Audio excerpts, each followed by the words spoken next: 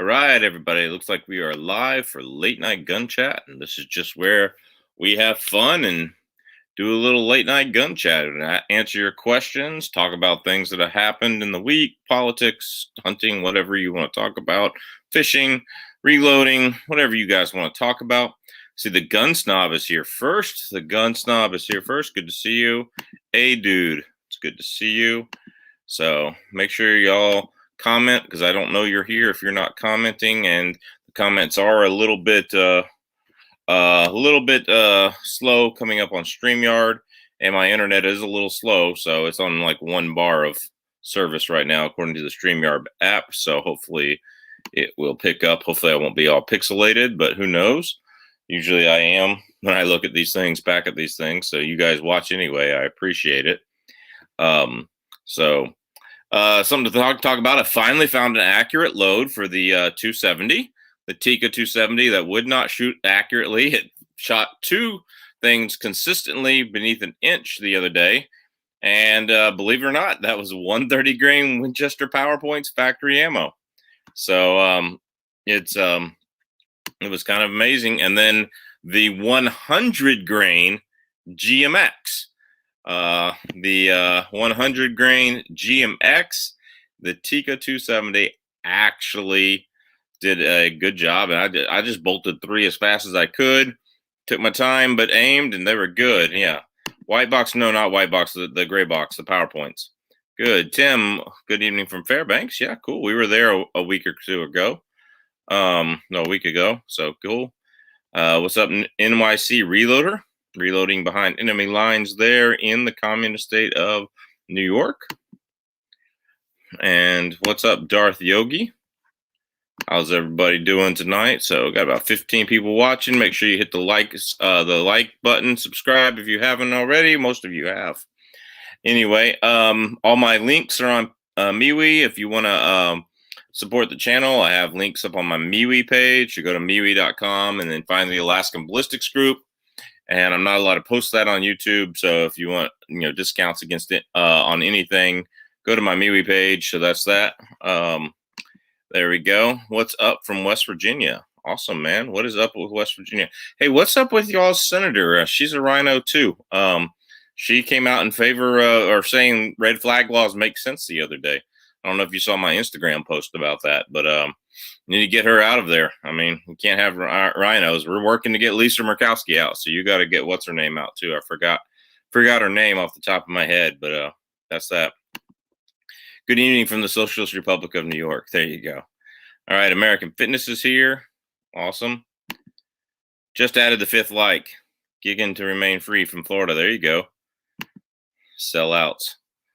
All right, who's the sellouts? Oh yeah, probably the senators, Lisa Murkowski and what's her name, Carnes? Is that her name? I'm gonna have to go. Yeah, Murkowski has got to go. Absolutely, Murkowski's got to go. But hey, I've been trying to. The lead runner is Kelly Shabaka, and I've been trying and calling to get an interview with her so that we could interview. We could sit down and just interview on StreamYard just like this, and she won't give me the time of day. I met her at a campaign fundraiser, offered to donate some campaign money. She was excited about it. She let me talk to a publicist, and that's that. So, yeah, dump the rhinos, starting with Trump and then all of them down. Trump's a rhino. It's $8.5 trillion. So more in debt than, that's 3.5 more trillion than Obama had in his first 4 years. So, fighting, not gigging, but gigging's not a bad idea. There you go. All right, what's going on? Northwest Guns, good channel. Go check them out. So, Shelly Capito, yeah, that's her name. She came out and said there's video of it. There's video of it, just like Trump in favor of red flag laws. Can't have rhinos. Cannot have rhinos. I agree with NC Reloader right here, NYC Reloader. Dump the rhinos. Yep. You're exactly right. Vote out the trash. Very good. Well, you're in West Virginia. I put a meme on my Instagram page. So if you want to screenshot it and share it around, make sure everybody in West Virginia. And I tagged her in it. I tagged like the West Virginia Hunter Association, the West Virginia Waterfowl Association, West Virginia Fishermen, West Virginia. I tagged anybody from West Virginia I could think of in that. So cool. just watched your Patreon video. That was awesome. Thank you very much, man. Yeah, if you are on Patreon, you get to see my videos at least 12 hours early. So that's that. What's your thoughts on U.S. military intervention to take down the communist rulers of Cuba? The Cuban people seem to be begging for help. I hope they'll just let a bunch of us private citizens will go over there and do it. The last thing we need is a couple of $100 billion in debt for going to help them. I mean, we should have done that in 1950. I mean, that's about 60 years too late. It would be great, but I mean, what are we doing? But we could put an end to the Cuban government. You're right, but I mean, regime change didn't work for us in Iraq. It didn't work. It's not working for us in Afghanistan. It didn't work for us in Vietnam. Didn't really do much in Korea. So regime change is something the U.S. is really bad at. So I'm going to do what you want to do. DeSantis 2024. Yeah, I'm going to have to look him up. So that's that. Hunter Kirk, good evening from North Idaho. There you go. If I were going to prep in any one place in the nation, I think North Idaho would be great. All right. So if you don't, then your gun rights will be restricted as ours here in New York are. Yeah, because Republicans compromised with them too. They didn't filibuster and all the stuff they needed to do. Got some Vidovori N350 to load for my Hornady XTPs and 9mm. Haven't tried it yet, but your load was awesome. Yeah, you're the second person to say that. Once somebody else commented on the post that they liked the Vidovori N350, and then they tried mine. I was using AA number 7. Man, I was getting almost the same as plus P plus velocities in 115 grain out of my 5-inch Smith & Wesson. I think when I recorded the 5-inch Smith & Wesson with some plus P plus Federals white box years ago before the ammo crunch, I was getting like in the 1370s, and these were getting in the 1340s, 1350s. So it's into plus P territory. So spoiler alert for tomorrow's video, but there you go. So I've subbed to your channel, so we're good to go. Yeah, make sure you ring the bell, because they will not give you a video update if you haven't rung the bell. So that's that. You can't give people their freedom. That's true. That's true. They already have their freedom. That's right. They already have it. It's just about whether or not you're willing to fight for it. Salut, ma. How you doing, man? Salute. That would be French. Bienvenue. Good to see you, Del Rey Dan. All right. They have to spill their own blood and earn it. That's true. People just have to want it. Freedom isn't free. You have to earn it. No, freedom is given to you as a human being. It is free. You have to keep it from other people. Let me tell you that. Freedom isn't free because of other people. Okay, God created you as a human being, or whatever you believe in, the universe with the Big Bang that still has pre-existing matter that requires a start. So might as well believe in God. Anyway, God created you with, as a human being, and that creation alone gave you human rights. All right. And because you are made by God. All right. And so you have freedom, your freedom and your free will that God gave you. All right. Choose for yourselves this day whom you will serve. And God gave you free will. It's right there in the Bible. Those are definitely, free. It's free. You have that freedom of will and choice. Whether or not you keep those freedoms is what you earn. Okay. Let me be very clear on that. Okay. You have your God-given rights. Okay. I will have my Second Amendment rights to own whatever it is till the day I die. Might be in 6 months when they come take my pistol braces from me. Okay. But I'm just saying I'll have those rights for the rest of my life. Just saying. Moscow, Idaho. Cool. Listen here for a little while, listening while doing the dishes, or doing dishes. I'm assuming listening. All right. Yeah. Good to see you, James Pugh. All right. Boogerdog, Marco Rubio, and a cadre of Bushites blocked the Trump administration from normalizing with Cuba. Cuban government reached out to us. Sad disappointment. There you go. Yep. What's up with 38 special prices of 75 cents, $1.40 per round for decent ammo? It's more than 10mm. Yeah, I saw 38 special tonight, and it was defensive ammo, plus B specialized defensive ammo. I didn't end up getting any, so I just got bullets to load 357 Magnum. So A court ruled today 21-year-old to buy a pistol unconstitutional. I have not seen that. If you got a link to that, let one of my administrators have that link. So powder hard to come by, low but you got. Yeah, last week there was a lot of powder on the shelves.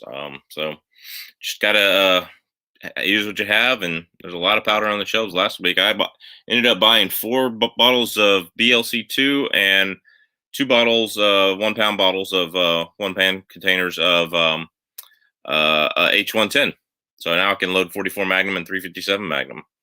So Ghost Rider USA, what's up, man? Another good channel here, Calaveras 32 Special. Go check him out. Freedom is perishable. No, freedom is you have freedom and freedom of choice as a human being. Whether or not that applies to your life is perishable. Okay, but is what it is. Like Grizzly, I looked at moving to Moscow, Idaho. There you go. All right, Darth Wiggy, I hadn't seen 38 Special in a long time. I find 10 millimeter though. Yeah, well, 10 millimeter is the best millimeter. All right, got an amen, brother. I'm assuming that's to me. Do you think 180 grain 357 Magnum hardcast is adequate for blackbird offense? Yes, more than adequate. Absolutely. Yep. So go right ahead, Shootem556, and get that emblem off your thing. Go Volunteers. Right. Nobody wants those Bulldogs. Sorry, Georgia Bulldogs.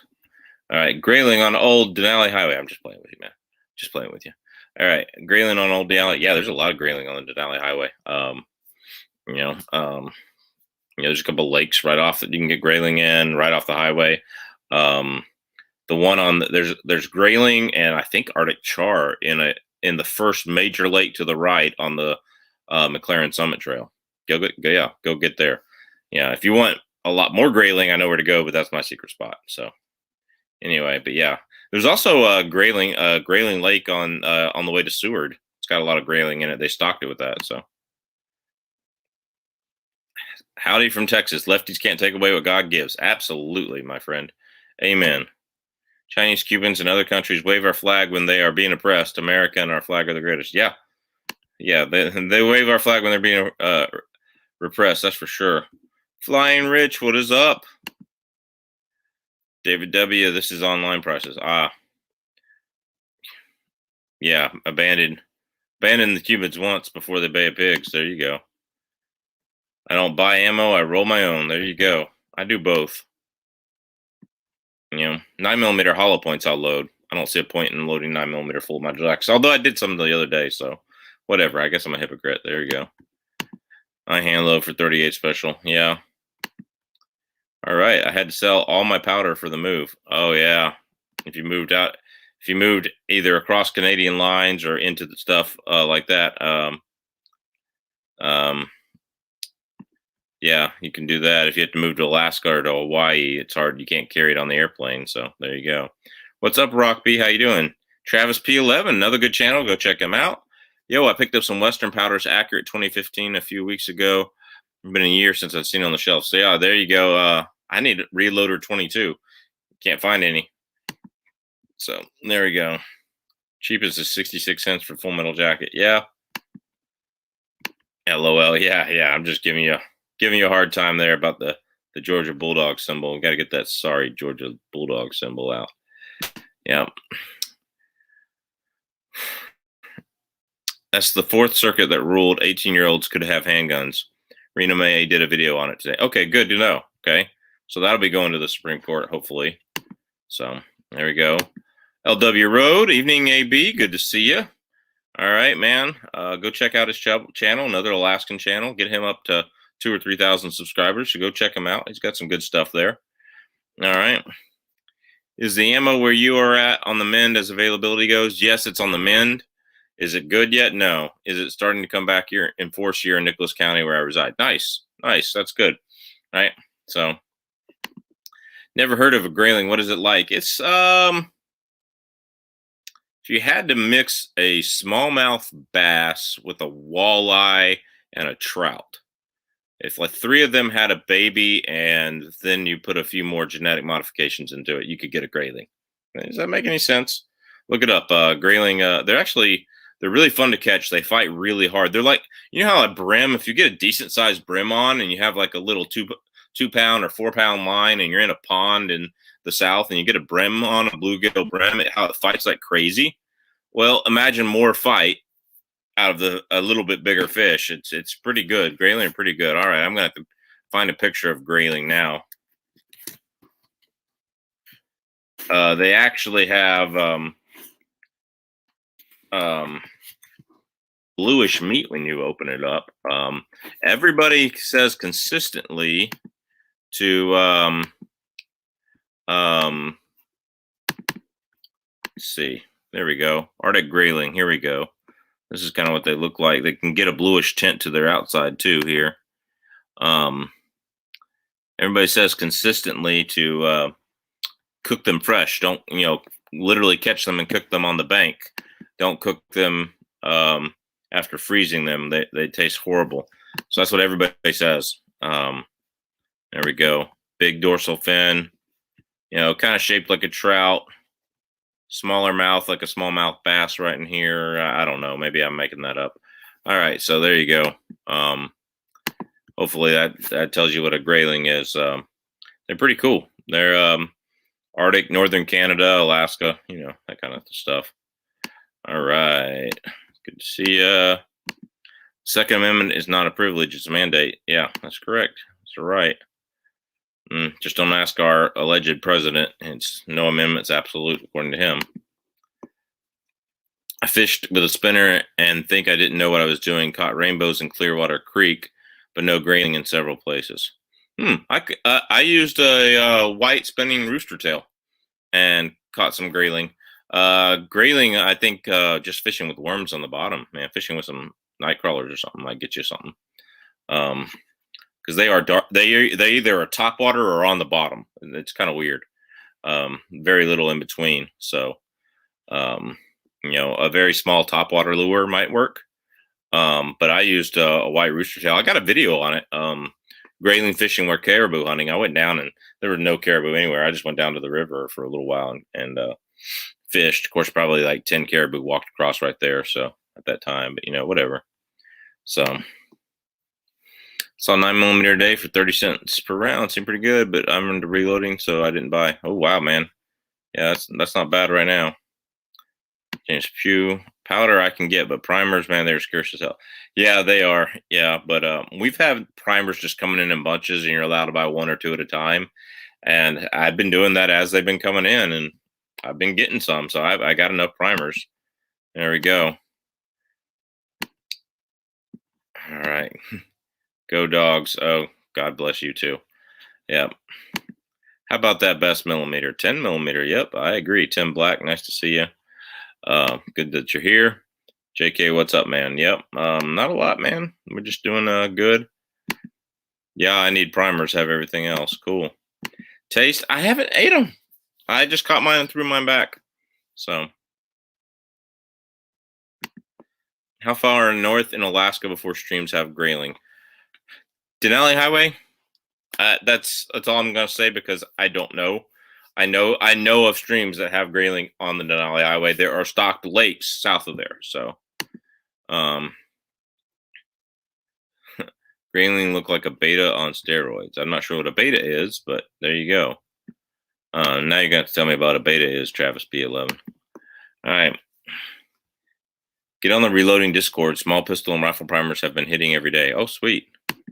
Salmon family? No, I don't think they don't migrate out to the oceans and run back. So Dolly Varden is another fish that's really is like a cross between a rainbow trout or a brown trout and a salmon. They run out and come back, and they're delicious. They taste more like a white meat, no taste fish, but look a lot like a salmon on the inside with pink meat. Dolly Varden are in the salmon family, but grayling are not. They'll run up and down a river from a lake, but they don't run out to the ocean and back. The grayling don't run. So that's that. So, all right, good question. I just shoot sparingly still. Just went for a walk behind my house and shot 4 30-30 tracer rounds. 4 30-30 tracer rounds. That's a hard one. What's your go-to defense gun? My 16-inch AR-15. I've got it loaded with 55 grain Barnes TSX, which will expand pretty rapidly. I got 20 rounds in a 20 round magazine, flashlight, hollow sun, shake awake, red dot on top of it. It's good to go, man. That's what I go to, home defense gun. However, I always have a shotgun loaded with heavy buckshot or slugs in case there's a black bear in the yard on my garden. And I also have the 22 with the suppressor on it in case there's a black bear in my garden, in case, I just want to pop in the head and not tell anybody. No, I'm just kidding. Just kidding. Just kidding. The suppressor is not even, that gun's not even sighted in. All right. Just kidding, guys. Especially Alaska Department of Fish and Game. If you're listening and watching, I'm just kidding. All right. With 40 Smith & Wesson with Extreme Perpetrators, I'm assuming you mean Extreme Penetrators, similar be adequate for black bear defense? Absolutely. Yeah. If you've seen my 40 Smith & Wesson Extreme Penetrators video, they went as far as 10 millimeter did, a dinner plate and 4 water jugs. If you see the hard cast versus 10 millimeter versus 40, they went as far as the Extreme Penetrators did, or they did the dinner plate and 4 water jugs behind it. So thick dinner plates that are ceramic, brittle to simulate bone, takes a lot out of a bullet. Probably takes more out of a bullet than a bear skull actually does, but I digress. It doesn't matter. So yeah, 40 Smith & Wesson with Extreme Penetrators be very, very adequate for bear defense. So this is what it is. Mike, what's up? How you doing? Can't wait to get back. I hear just put them in foil on the fire. Yeah, that's what I hear too. Yeah, are you here in Alaska? We'll see. See about going sometime. I carry my Astra A5 9mm and Ruger LCR 357. 2 good guns. Yep. There you go. Hey y'all. Found 9mm ball for $19 a box. I got herders the other day for $16.99 a box, so I was happy with that. Best all-around Alaska rifle, some type of 338 or 300 Magnum, probably 300 Weatherby Magnum with the right Barnes load or something like that. 300 Winchester Magnum, 300 PRC, 300 Norma, something like that. Yeah, any of those would be great. 30-06 would be all right. For all around, I wouldn't want to go bigger than 338 in diameter. But I wouldn't want to go less than really 7mm in diameter. 7mm Magnum, 270, 6.8 Western maybe would be good. I mean, they would all kill anything in Alaska. The issue is okay, you get a bison hunt, you need something with very deep penetration. Muskox can be, very big as well, much bigger than black bear or caribou. You need something with a very big, decent penetration. And then, moose obviously are huge. But they're not as tough as bison or muskox. And then of course brown bear are huge and tough and want to eat you as well. And there's that. So yeah, there you go. Yep, wife and kiddo are doing well. Thanks, man. All right, what's up? Gizzard Gary is in the house. Good to see everybody. Good to see him here. Sorry, I'm behind on the chat a lot. I always will be. Saw 9mm sparsely for a little over 30 cents per round, but that's the way I was confused with 38 special. Yeah, there you go. 67 Rebel SST AMC. How you doing? Beta are those little purple, red, and blue fish you see sold in small cups at the fish store. Okay. So bait fish. All right, gotcha.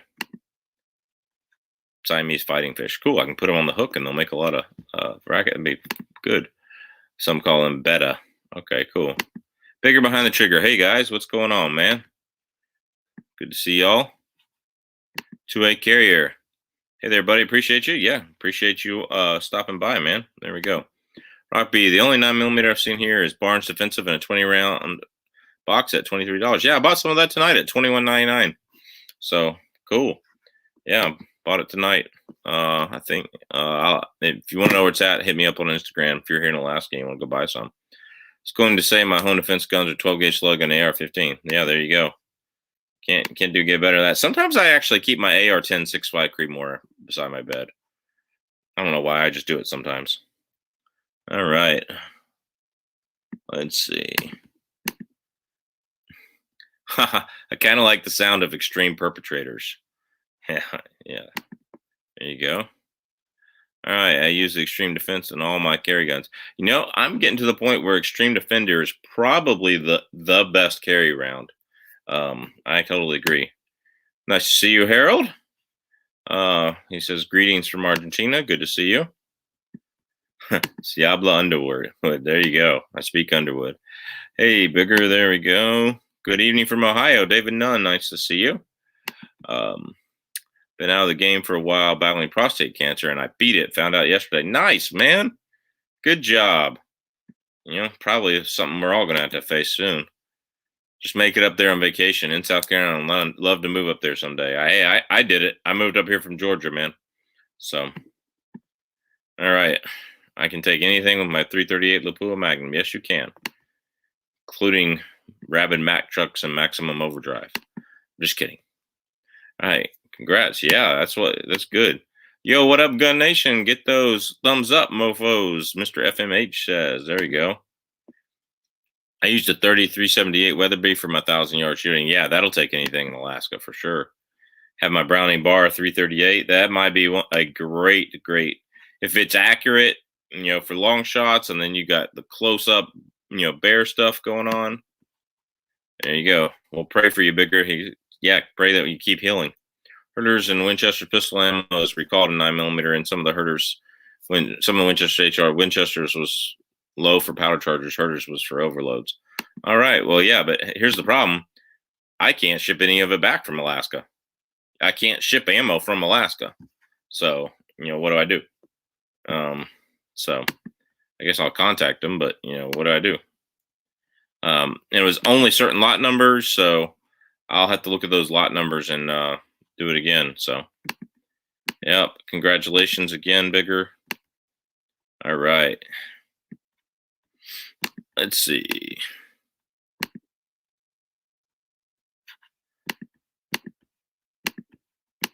Found primers at Midway USA this week. Finally, there you go. Is an AR-10 and 308 underpowered for Alaska? Not for most stuff. For black bear, short range moose, caribou, absolutely not. Now you probably want a 20-inch barrel for full velocity. If you're going to carry it as a bear defense gun, like while you're just hiking or fishing, instead of carrying a 45-70 or a shotgun, it's actually, I think it's like number 2 or 3 on my list, on my top 10 bear guns video list.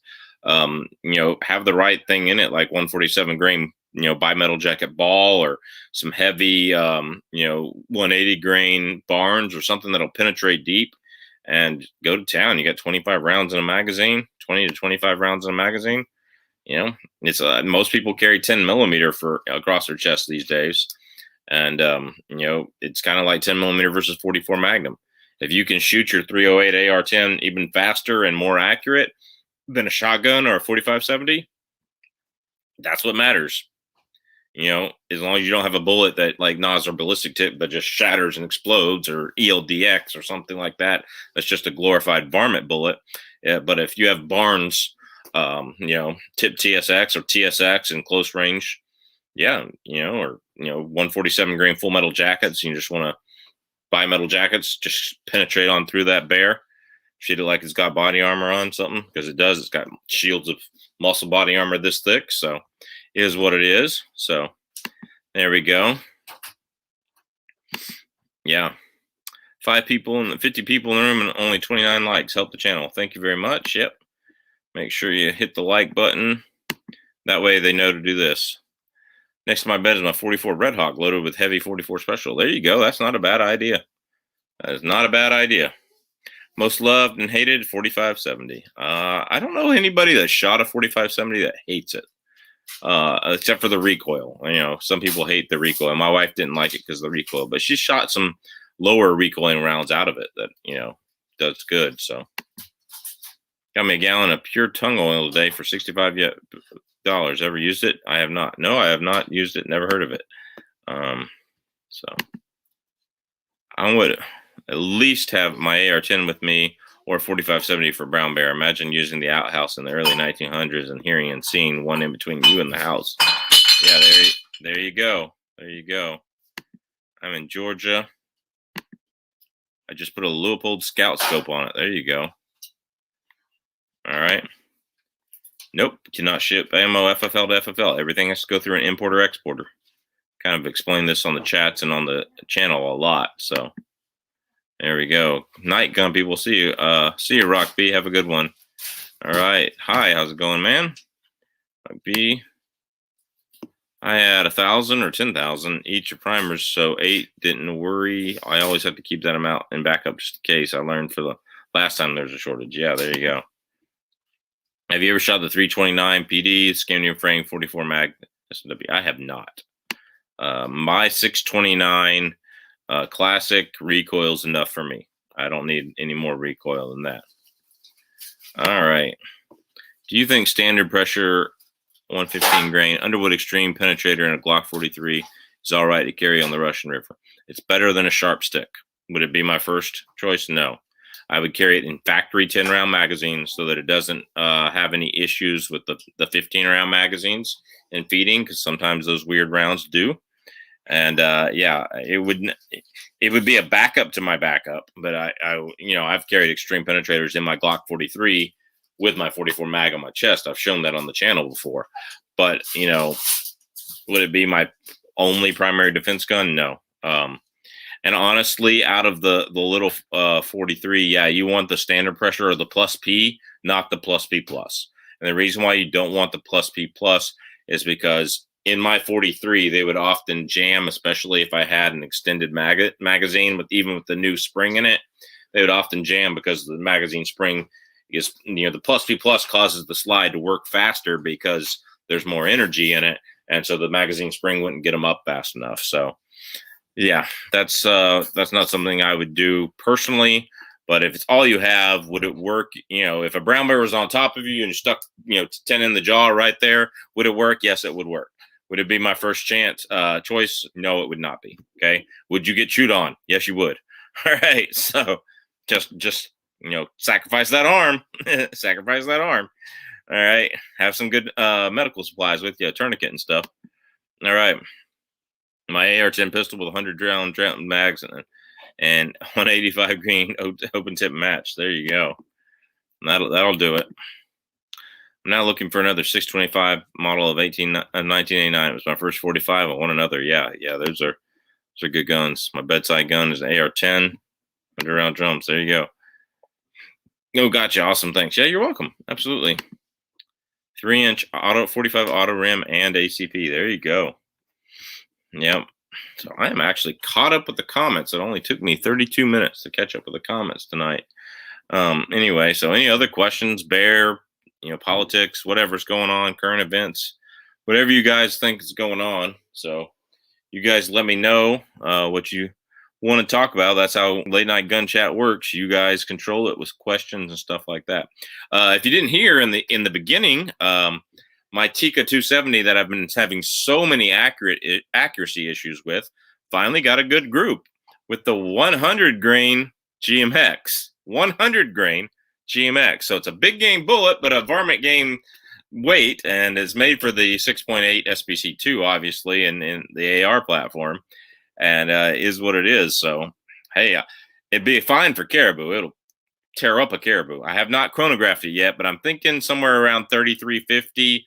I loaded them to go about 3425 with the manual, but that barrel and that powder and that kind of thing, I'm thinking around 3350 is what's going to go. So we'll see. Maybe 3375 if we're lucky. But that's a 100 grain. Oh my goodness. Look who finally showed up late to the party. It's Pat, real man of genius. What's going on? Not a whole lot. We're just sitting here talking about stuff. Well, pardon me while I get plugged in here. Cool. Got a Glock 40. Excited to try it. Saw you like that KKM barrels, anything on the bar steel barrels. I know that most of them are file to fit, finish in them, or, not drop in. But KKM is probably your best drop in. I don't know anything about the bar stow. All right. You know anything about them? I have not. So my only experience is just Glock OE or OEM and silencer code threaded barrels. Those are the only two that I played with. Cool. Got primers on Saturday. Large rifle was out in Ohio with family and pick up in Hartsfield Flea Market. Got one pack of large rifle federal match. Cost $16. One pack. There you go. Wow. $16. Yeah, that's like over double what I paid for my last pack here in Alaska. Yeah, So, I was getting them 70 1,000, so that would be a 7 a pack. Yeah. 45 raptor for bear. Yeah, 45 raptor for bear. Tell us about the grizzly you had to kill in self-defense. I haven't had to kill one in self-defense. I've scared off a couple of black bears. I was out hunting grizzly, and one that was a little bit smaller than what I wanted to take was stalking me. It saw me from 300 yards. I did not feel it was a self-defense shoot. It got to 88 yards and was just staring me down. It knew it was there. It was staring me down. At that point, I knew it was going to run if it took another step. So I ended up shooting it. And that's the bear rug that you see in all my videos. When I got up to it, it was dead as I hit it right through the mouth, or right below the mouth of the 338 Win Mag 250 grain nozzle partition. It was dead as a doornail. All right. But when I got up to it, and this is all on the video, you can see it. Although it was a bad video, I didn't have a tripod with me or anything. When I got up to it, the bear would just be like this, and be like, it would just expel all that air from its chest, and I think it just got air and cavity trapped in there, and still had some twitches going on. If you've ever seen the movie The Rock with Sean Connery and Nicolas Cage, the air conditioning unit was shot down and fell on top of the bad guy, and the bad guy's leg is sitting there twitching later, and he's like, is that normal? Yeah, it's normal. You'll see that with deer and stuff when you hunt. And so I think it was just twitching. His whole body was just twitching from the lungs. I put 2 rounds of 9mm in him because I didn't want to leave my Glock 19 in the car, and 3 rounds of 45 Super in him before that twitching stopped. Was that totally the one that was sitting up? Yeah. It was sitting up. It was kind of sprawled together. It was so small. It tucked in so together with its head up. It looked like a wild hog. It was small bear, and then had tucked in so much. But he ended up being 6 foot, 350, 400 pounds, somewhere in there. Pretty small bear, gorgeous yellow hide, yellow blonde. So I remember seeing that video. Yeah, I heard of the riots in South Africa. Crazy shit in Savannah going on there. Yeah, definitely. Sorry, Barstow Barrels. Yeah, that's what we figured you meant. How do you get your game out of the bush? You walk it out mostly. I often carry pack rafts. So Alpaca brand pack rafts.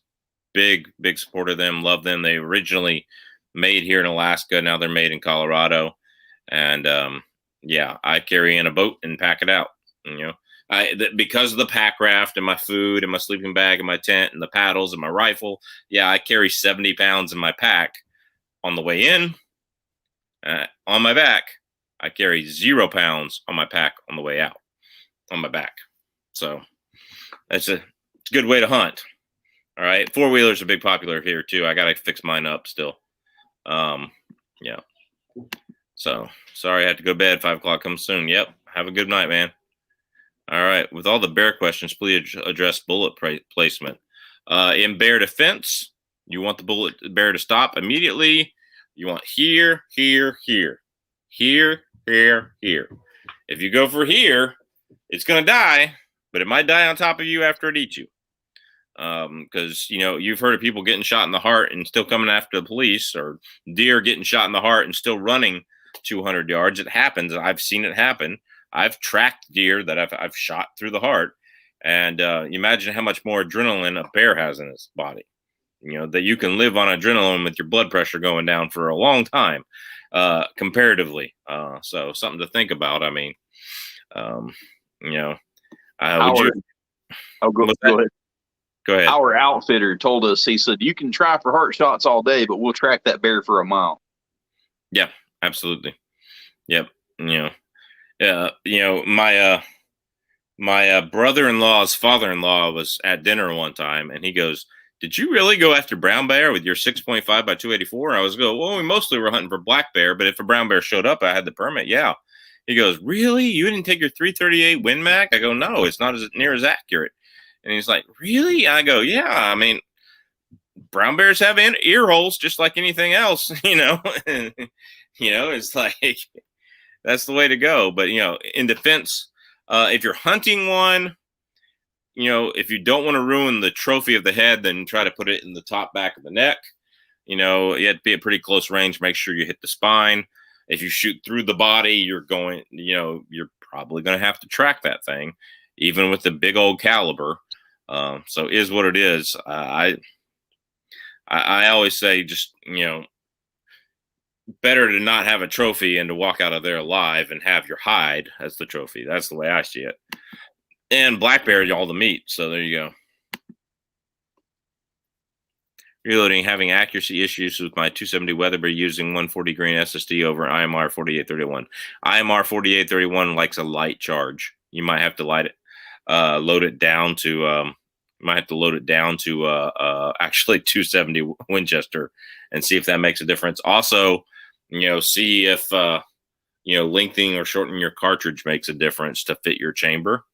But you know, just loading it at the factory specs is not always the best. I don't really recommend an SST. They break apart like VMAXs, man. I know they're better than they used to be, but they still break apart. You really want to switch over to that 130 grain GMX. Yeah, that GMX is a much, much tougher bullet. It'll stay together, especially in that large point. And also look at the Barnes LRX or the Barnes Tip TSX. They tend to be more accurate for me than Hornady. Not always, in the factory loads especially, but not always in hand loads, of course. But, you know, is what it is, you know. That's why when I had that great group with a 100 grain GMX out of my Tika, I have no problems with it shooting anything caribou and below, or really elk and below. It's when you get up to moose and brown bear and bison and muskox and stuff like that that I'd have a problem with it. But it is what it is. So, all right, yeah. Got any suggestions for JJ Griffin here on the load? Well, I would just be running out my mouth. That's not one that I've messed with. So yeah, it's wiser to just shut your mouth when you're not educated on that particular topic. Yeah, I don't know much about the 270 Weatherby. Is it a Weatherby? Is it a 270 Weatherby, or is it 270 Winchester in a Weatherby rifle? That's the issue. You know, I know that my old Browning liked IMR 4831 with a lighter charge in 270. So we'll go with that for now. One day I'm going to come up there and go moose hunting. Well, make it next year. All right. Apply for the Unit 13 draw hunt. I'm going to need to get up there and go fishing. Yeah, it's a lot cheaper to go fishing, man. It's a lot cheaper to come up here and go fishing. Yeah. And if you're not ordering an airline ticket right now for that, you're a freaking moron, because they're so cheap right now. And with air miles and stuff like that, if you've got any type of air miles, man, you can go cheap. Our whole trip to Georgia for Iraq Veteran 88, the airline ticket cost me and my wife, both of us, and my son, who's an infant, all three of us going, $350. Normally it's like $700 per person. So, especially if you're going the last day of school gets out, because the airline looks at that schedule and goes, everybody wants to leave then, jack up the price, you know? Yeah. So, is what it is. I hate that I missed you. I was up in, well, there's somebody saying hi. I hate that I missed you. I was in Montana. So you were coming to my part of the country, and I was headed kind of halfway to yours. Yeah, almost halfway to mine. Yeah. So, yep. But yeah, that was a good experience, man. I got up there just running around in the mountains with no cell phone service. Just great. Now that I come back, my phone rings off the hook with just people wanting to bother you. And yeah, it completely changes your mind. Seriously, just getting up there, being in nature, nobody to bother you, and then come back to the real world where 47 people call you and nobody wants to put any money in your pocket. It just gets old. Yep. David Nunn, nice to catch your live chat. I know your guy 2AEDU talks a lot about you. Yeah, he's a good guy and a great channel. Except too many tourists. I hate tourists. I'm just kidding. I do hate tourists, but you know, if he likes them, that's great. But yeah, good. He's a good guy. Good chat. Every Friday, go check him out. 2AEDU. You know, does a lot for our gun rights too. So talks about a lot of the gun rights stuff. So. Tim Black, I absolutely love my 6.5 inch KKM for my G40 freaking tack driver. Absolutely. The 6.5 KKM shoots better than I can shoot for it. What part of Georgia are you from? Jonesboro originally, but I lived in LaGrange and Carrollton and Thomaston and Henry County area. Those are the only places I've lived in Georgia. Have you tried 9x25 Dillon in any of your Glocks in 10mm? No, I saw a barrel the other day. If you want to donate to the Patreon, I might go get that barrel, but it's not something I'm going to go bust out and get. You know, I'd have to find casings for it and powder and primers. I'm sure I got the powder and the primers for it right now, but I have to find casings for it and dyes for it. So, you know, if that's something you want to see on the channel, Patreon links in the description. You know, not trying to beg, but like, that's not something I'm going to go spend my money on because it's not something I'm going to defend my life with for bear hunting or bear defense. But now black bear hunting on over a bear bait station. That might be actually a nice little fun thing to do. So yeah, if you want to see me black bear hunt over a bait station with it next year, you know, I know where a 9-inch 9x25 lone wolf barrel is sitting in the store. It's been there for 4 years and nobody wants it. And I will, if you'll donate the money to the Patreon, I'll get it and have it on the channel. You haven't messed with you messed with it any, Pat? No, 9x25 Dillon has not been one that I've wanted to mess with. I mean, it is essentially a 357 Magnum in a 9mm. So, but you have to have it in a 10mm gun, if I'm not mistaken, because it's so long. You know, it takes a 10mm 45 frame. You know. So I have a Henry 4570 and ran some 420 grain through it and some Garrett 520 grain. That 520 grain really kicked the snot out of everyone who shot it. Not pleasant. No. Is your 4570 Henry threaded? Because if it's threaded, you need to go get that Ranger Point Precision Comet muzzle brake. If it's the X model that's threaded. If it's not threaded, you need to go get someone to thread it and go get that Ranger Point Precision Comet muzzle brake. Although you have the SME with machine muzzle brakes. How does that work on your 4570? Does that work? Have you put it on your 4570 yet? It's working pretty well. Mm-hmm. Now I will say that this one's a little bit louder. If I can get it unthreaded here, it's locked up, but it's stuck in a shroud. Let me get one out so I can see the brake. You kind of have to have it on a barrel. Mm-hmm. But now the brake is big. It's wide open. Mm-hmm. And it's obnoxious, but it does a really good job. I actually just dropped a video tonight, and I know, you can see that video. Yeah, you can see the difference. Mm-hmm. But and then actually, if your computer speakers, if they cooperate, you can hear it. Yeah, my cell phone, you can hear the difference. Yeah, when you put the shroud on it, the noise downrange is completely different. But yeah, now the Comet, it works really well, and it's sexy. I mean, it looks really nice. Mm-hmm. But this big wide open 3-chamber muzzle brake does a pretty decent job.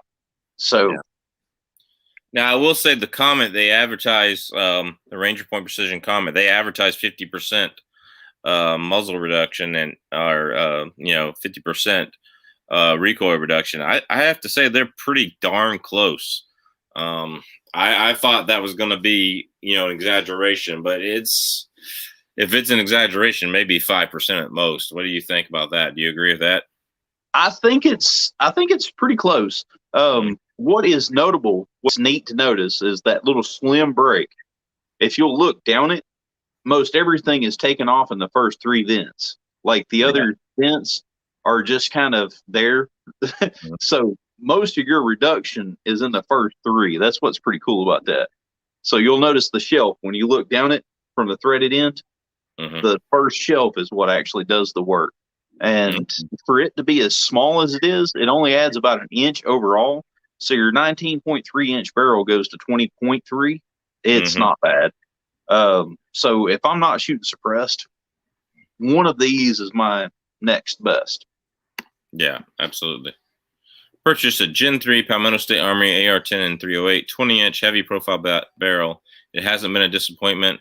Surprisingly, grouping 1 3/4 MOA to 1 MOA fairly consistently with match ammo. Sweet. Hand load and get that down to 0.5 MOA.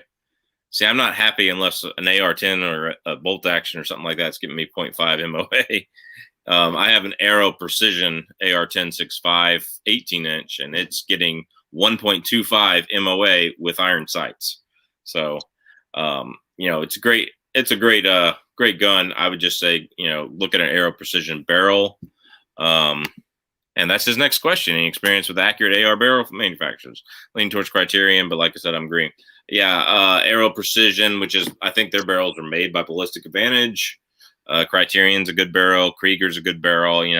Any of them are really good barrels. Just follow the steps for barrel break-in. That makes a huge difference.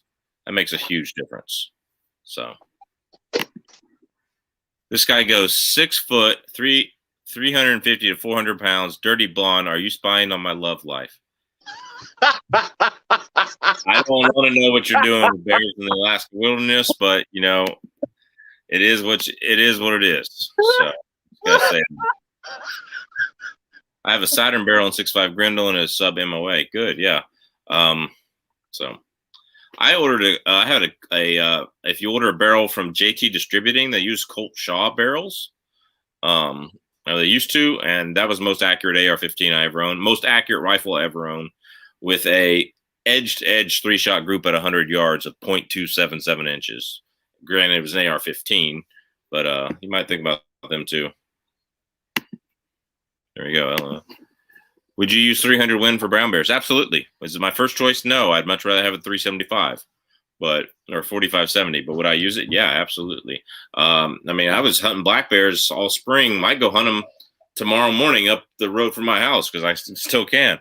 I was hunting them with a 6.5 by 284 Norma. So, which meat tastes better, grizzly or black bear? Black bear by far. Most people consider grizzly meat unpalatable, and you're not required to keep the meat of a grizzly bear. You basically kill it for the hide and to help the other animals because they kill moose and they kill caribou and they kill other black bears and other bears.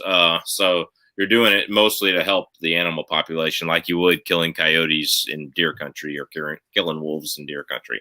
But some people still eat the meat, and if you get one, you can't get one that's not. You have to get one that's not too big and is a spring bear before it's ate salmon. Most people would do that. Yeah, see the spec on that I read on if you kill one grizzly, you're saving 7 moose. They're what is it? Moose. They don't have fawns. Calves. 7 moose babies is Calves. what I was reading. Mm-hmm. So just killing one grizzly saves 7 moose for the year. Absolutely. So probably more than that in caribou country. So because those are smaller. Well, I don't know if they're smaller, but I don't know. I think they're more nimble, but they're probably just as slow. 270 Winchester. Okay, cool. Good chest holster for a 50 Desert Eagle 50 AE. You're probably not going to find one standard. You're going to have one custom made. Check out my boy at Just In Case Holsters. Have him do you up one. Make sure it's one-handed operation with a thumb snap. He'll do you up one any way you want to. And, make sure you can get it out with one hand. That's one thing about chest holsters. A lot of them have that strap that goes over the hammer, and then you have to get 2 hands to get it out, and then you're slow as Christmas in a bear charge situation. That is not cool, So check out my boy at Just In Case Holsters. Discount code Alaskan. I don't get anything from them, but you get 10% off or 5% off or something like that. Free shipping over $99, stuff like that. Check him out. That's who I would go with. So trying to save you some money there. I don't get any kickbacks from that discount code. I do from others, but not that one. All right. Let's see. Yeah, black bear is definitely better. That guy channel YouTube at 8,000 K rifle lost Dillon 2 days ago. Put up a video yesterday. It was a Christensen MPR 65PC with a Night Force scope. Wow, crazy. You check for velocity plateau with varying powder levels. There you go. It's a good idea. Check that. That if you keep raising the powder and you're not getting any more velocity, then there you go. What's up, George or Jorge? Good to see you. He wants to know how did it go in Texas. I guess that's you, Pat. How did it go in Texas? Man, I had a blast. All that's going to be on the AR15.com channel. Right now, we've got a little bit of an editing bottleneck, but we did a lot of stuff with Whip Machine. We took the Springfield Waypoint and 6.5 Creedmoor. I managed to. What was wild is we left the cameras at Paul's house. So by the time I torqued scope rings and started hitting at 1,050 yards and then filmed 3 versions of the video, I had 4 hours to do so. So that worked out really well. That video will be coming out soon. We did just a plethora of stuff. We filmed training with Muzzle Front LLC. I figured out how much I suck. That was just a freaking eye-raising, eye-opening moment when you realize how much you suck when you're placed on somebody else's terms, somebody else's place, when they set up the targets at their distances and put barricades between it. It's a huge learning difference or learning experience. So yeah, I had a blast. Like I said, it was very humbling, but that is the way to knowledge, is actually getting knocked down and showed you don't know what you know. That way you can come back up humbly and learn. So yeah, Texas was great. I freaking love Texas. Cool. Have you ever reloaded 12 gauge shells? Yes, I have. That's all my dad reloaded growing up. That's all he had was an old Pacifico press for 12 gauge shells, and we reloaded some home defense rounds for me.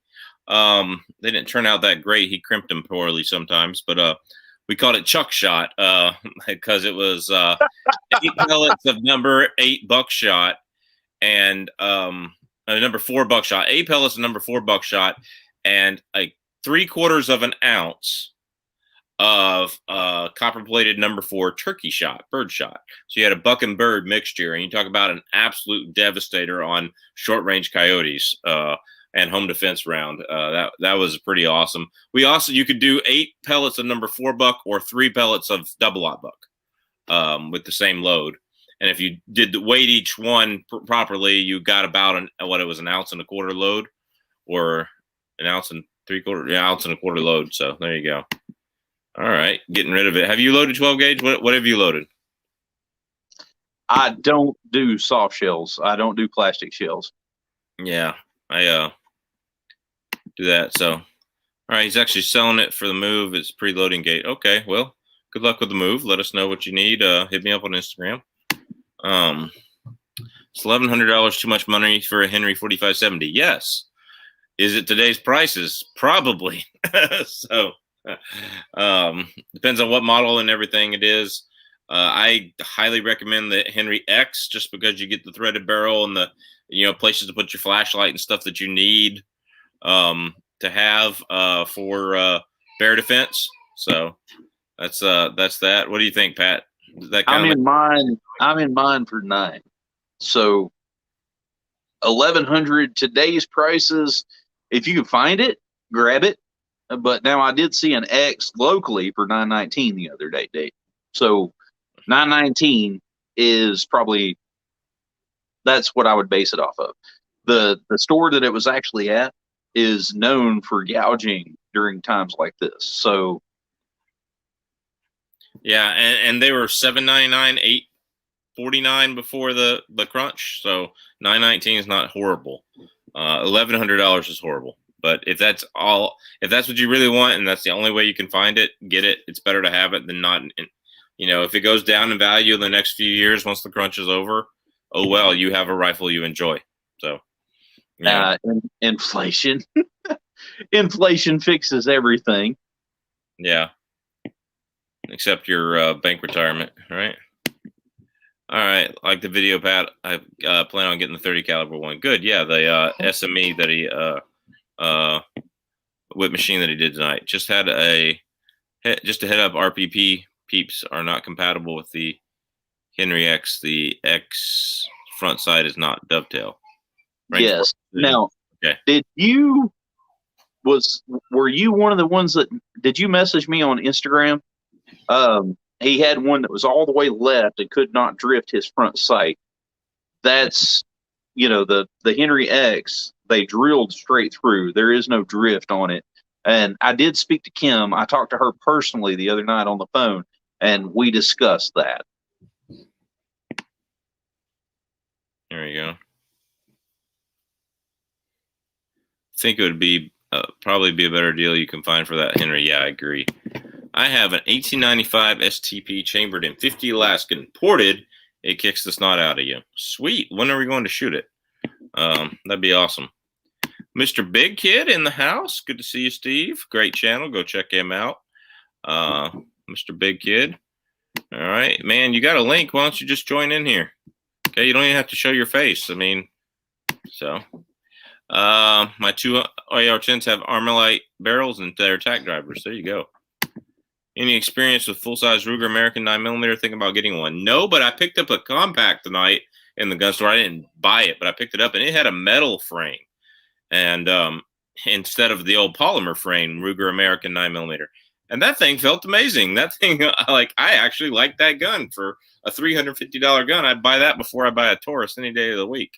So that's that. So, is there any resource? Oh, you got any experience, Pat, with a Ruger American 9mm 45? Anything? No, that's one that I really wanted to try, and I just wound up moving on. That Ruger American 9mm really was on my to grab list, and I kind of spent twice the money and grabbed a Walther PDP. So there you go. Yeah. Is there a resource page that shows what animals and how many were killed per season up there? If so, what is it? I am not familiar with it. It would be on the website for Alaska Department of Fish and Game. So I would go check that out. Just Alaska Department of Fish and Game. So it's adfg.alaska.org or something like that. So and those statistics are publicly known. It's something that you can actually find, like in Colorado, the elk tags, 80 to 90% of them are unfulfilled. Yeah. So yeah, it's public information. There you go. Texas, the greatest country on earth, he says. You can cut Alaska in half, and Texas would be the third biggest state. That's all I got to say about that. Although I do like what they're doing right now. I do really do. What's up, my homeboy, Alaskan Ballistics Tundra Tactical? Coming up here to the real Tundra. Good to see you, my brother. Man, you ought to try walking across the tundra at the Dalton Highway, man. It's like so mushy because it's got like 9 months of snow on it, all that. So that's that. Tundra Tactical. Weren't you up on the Dalton Highway? Yeah, I was last week. That the Dalton Highway is as far a drive for me as like Minnesota is for you, Pat. Okay, just understand that. All right, no. From our house, we drove to Fairbanks. That's 300-something miles. From Fairbanks, we drove to Tulick Lake. That's where we turned around. And that was 360-something miles from Fairbanks. Okay? So, just look at a map of Alaska superimposed on the United States, and you'll see how big Alaska really is. Have you ever done that? I'm going to do that right now. Let me go find this. Teach us, Mr. Teacher. Yeah, I am. Yeah, here we go. Alaska super man of teaching. Yeah, there you go. I remember those commercials. Yeah, I still got to work. I still got to work on that. You, Mr. Tactical Lever Action Guy.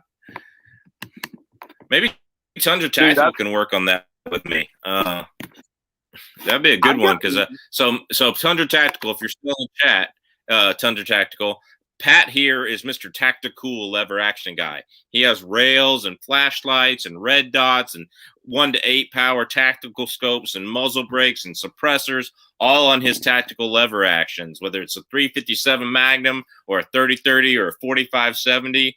And so he is Mr. Tactical Lever Action Guy. So I downloaded the karaoke track to make fun of him for Mr. Tactical Lever Action Guy. But I Real Man of Genius, because that's his last, that's what RMG, Pat RMG stands for. His channel was originally called Pat Real Man of Genius, and he shortened it to RMG for some stupid reason. And so anyway, I think that Tundra Tactical would be the perfect person to help me put that together. I haven't heard him sing though, and I'm a little bit worried about that. But I'll do all the singing if he'll do all the making fun of you. All right, like he could do the voiceover in the background, and I'll do the singing. You know, he'll be like, he'll be like, you got an assault weapon from the 1890s in case they ban your AR-15 today, and you'll be go load it up on Sunday. You know, because I used to say load it up on Sunday and shoot all week. Yeah. What do you think? What do you think, Tundra Tactical? If you're in, let me know.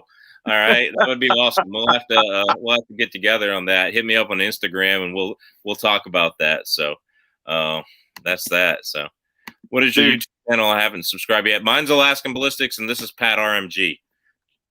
George or Jorge, excuse me. I've seen that name on my channel. The George or Jorge Solis. I've seen that on my channel. All right, let's go. All right, so I think I've shared this before, but so here's some maps of Alaska superimposed over the United States. So here's one here. So I drove to the edge of the North Slope right here. I live right about here. Okay, so if you look at me, I live right about where Kansas. No, that's Nebraska or Kansas. Yeah, Kansas, right where it hits Missouri there. Yeah, Kansas. And I drove to halfway up the state of Minnesota. That's how big Alaska is. Look at this. Like where I grew up in Georgia would be in the Panhandle still. Yeah. And like the Aleutian Islands that are part of the chain are over here off the coast of California. Those aren't really islands off the coast of California. That's Alaska right there in the Aleutian Islands. So something to think about. Here's probably a better map there. The Alaska River. I'm Panhandle too. Yeah. That goes right through your part of Tennessee. Yeah. There you go. That's where I grew up. And Alaska really is that much bigger than the lower 48, and that's why I said that you literally, if you put all this into one square, and you cut that square in half, that square would still be bigger than Texas, and Texas would be the third largest state if you cut Alaska in half. So that's that. I want to stop sharing that now, but it is pretty cool. So it's been insanely interesting work and everything. Yep. All right. Let me return. I love this. I just couldn't give me the correct windage. There you go. Okay, so was Lacrosse? Were you the one that messaged me on Instagram? That's his yes answer there. So okay. All right, cool. Surprisingly good in the hand is the new Taurus GX4. Yeah, I've shot one at the IV8888 shoot, and like all the Tauruses there, they shot like 2 feet low. It was crazy. And it wasn't me because I can hit with my other guns. So there you go.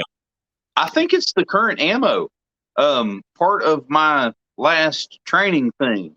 I'm sitting here, I'm covering up the target, and I'm like belly buttoning this thing, and I'm aiming thoracic cavity, and I'm belly buttoning this thing. I think it's just the current freaking rushed, run it straight out the door ammo. Yeah, maybe it is. Alaskan Ballistics, don't you dare ignore me. Tundra Tactical, I'm just behind on the chat. You know that, man. You know how that is. I'm totally behind on the chat. I look at almost every comment. So, Taurus Raging Hunters are amazing. Yeah.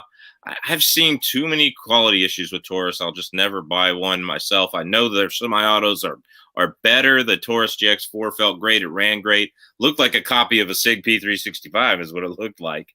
But it was nice. Don't get me wrong. And the G3 was good. The G2C, fed well. The TX22, I really liked that, but I've just seen too many problems, even in recent years. There's a gun video. I think Riders Range had a video showing Taurus G3 failing to feed hollow points. And then there's, the 6 or 7 revolvers we had to send back a year ago, not like 20 years ago, Taurus, but a year ago, because you could close the cylinder and keep spinning it. It wouldn't lock. So not something I would carry in Alaska, So I'm not ignoring you, Tundra Tactical. I'm just slow on the chat. What's up, Six Semper Tyrannus? There we go. All right, let's see. Looky at my steampunk 40mm double-barreled revolver cannon. Oh, cool. You got one of those? Get behind that. Yeah, me too. I've got a 40mm. I'm sorry. What are the chances of joining the stream? Tundra Tactical, check your Instagram. I'll send you a link right now. Now, Tundra, when you get that link, you might copy it and go over to Chrome. That's how I have the most success. Take his link from Instagram. Just hold your finger on it, hit copy, then go over to Google Chrome, paste, go, and then enter. All right. It's sent. It's sent, Tundra Tactical. You can join the stream. How do you know? Do you guys know about G11? No, I don't. Do you? Yeah, context, please. Yeah. 40mm is the best caliper. Yeah, probably for a set of calipers, yeah. That B and that P are important, aren't they there, Pat? Yep. What do you think of the Wild West lever gun and the calibers they come with? They're cool. I mean, as long as you can afford the gun and stuff like that. Most of us in Alaska buy stuff off the shelf we can afford. I want a WWG, but I don't want any of their crazy stuff. Just give me a WWG and something that I can load and buy ammo for. That's all I want. There you go. Always turn around at Fairbanks. Love living in Alaska, but hate living in liberal Juneau. Thinking of moving to Petersburg. There you go, man. Let me come hunt deer with you down there. Sick of black-tailed deer. So, all right. Oh, man himself. Real here. It's gotten real here, boys. Yes, it has. Hello, my good Tundra. Tundra. We rubbed elbows. You and I rubbed elbows last November. That we did, sir. At BDU. Yes, about we did. 47 times and didn't speak. Yes, we did. I recognize the face. Yeah. And cheers to you. By the way, I'm just gonna say I'm supremely drunk right now. So just as a heads up. Okay, no problem. If you say anything really stupid, I'll take the chat down. So no. Exactly. Just punch me virtually in the face. Yeah, no problem. Cheers, man. Thanks for having me on. Yeah, anytime. Yeah. We just answer viewer questions on this show. That's all we do. Let's do it. Yeah, I don't have to prepare that way. Oh, by the way, real man of genius. Oh, he's got it. He's got it. Yeah. Oh man. That was a little ditty for you. It was a little ditty for you. I like it. Oh, this is coming together right now. It could possibly. It could. You know what? We could even go like this. Real man of genius. Oh, look at that effects. So you know what? You're more of a tenor. And sorry, I'm using my big flex streamer stuff. Yeah, there you go. Yeah, he's flexing on us poors down here, but that's all right. Apparently, I can't get my white balance right though. Whatever. Yeah. No, I'm good. If you're good to do that, I can do it, man. I'll do the voiceover and kind of write it out and then you flesh it out and you. I'll get the Tundra community to write all the bits and I'll just be like, yes, all of the things with the deep voice. And then I'll make a teaser that sends everybody to play. So let's just do it. Yeah, let's do it. That's pretty genius. I have to make fun of Chook from Chook's Outdoor Adventures too. with his 4570. So for those who don't know, not to like literally take over your screen, but for those who don't know, like literally everything that is collaborative in the firearms industry, this is how it happens. Like it's just like, oh, I saw this guy. Hey, can I come on and like just totally hijack everything that you're doing? Oh yeah, let's do that. Yeah, pretty much. Yeah, that's how it works. Yeah. All right, let's see. Hey, bud, I ordered a Dillon XL750. I know you reload. Which brand of dies do you recommend? For a Dillon, I'd recommend Dillon dies. I just use a single stage press, and I'm with Hornady. So I like Hornady dies for my single stage press. Redding dies are supposed to be really, really good. But as far as Dillon, I would stick with Dillon. Stick with blue. Pat, you're a reloader. What do you think? You know, I've got some yard sale dies that are carbide. I don't even know what they are. Those things are magic. They're probably older than I am. But now for what I've ordered for myself recently, I'm actually having some luck with some Lee stuff. And of course, I'm still just a single stage RCBS. And what I'm ordering fresh is Lee. So between my older than me ancient yard sale, that stuff's really getting it. It's really forgiving on how much case lube. It's really repeatable, and I dig it. But now this newer Lee stuff that I'm getting, it has a tightening. The way that it tightens down, it just stays. Can you show us that one more time? Just one more time, the action. It was very sensual. Show us how it tightens. Yeah, it is. Yeah, very sensual. Excuse me. But I was aroused.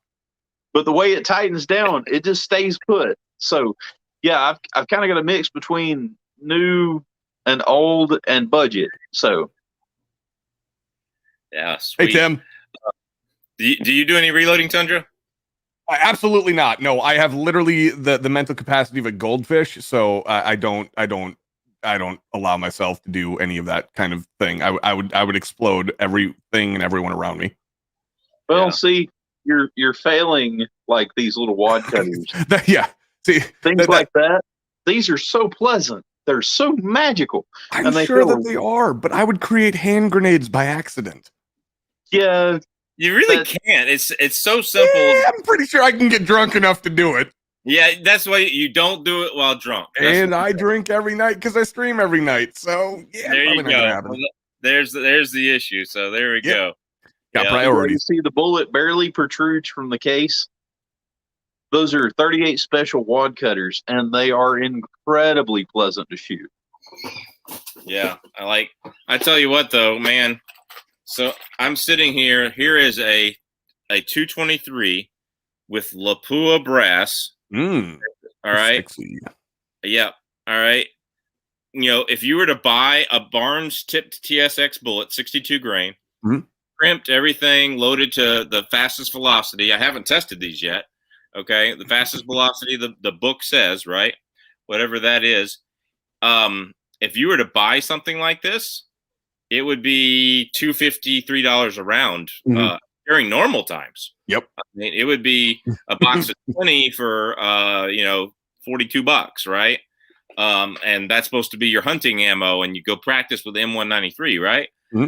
This stuff, even with brand new brass, you know, instead of $2.50 a round, I'm sitting at $1.25 a round. Once I tell you brass and reload it again, I'm sitting at like 80 cents a round.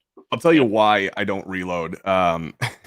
It's due to we'll call it a relatively poor experience. I had a gun explode in my hands. I've had that happen, but not with reloads. I had that happen. Yeah. And I was just like, yeah, I'm not going to do that anymore.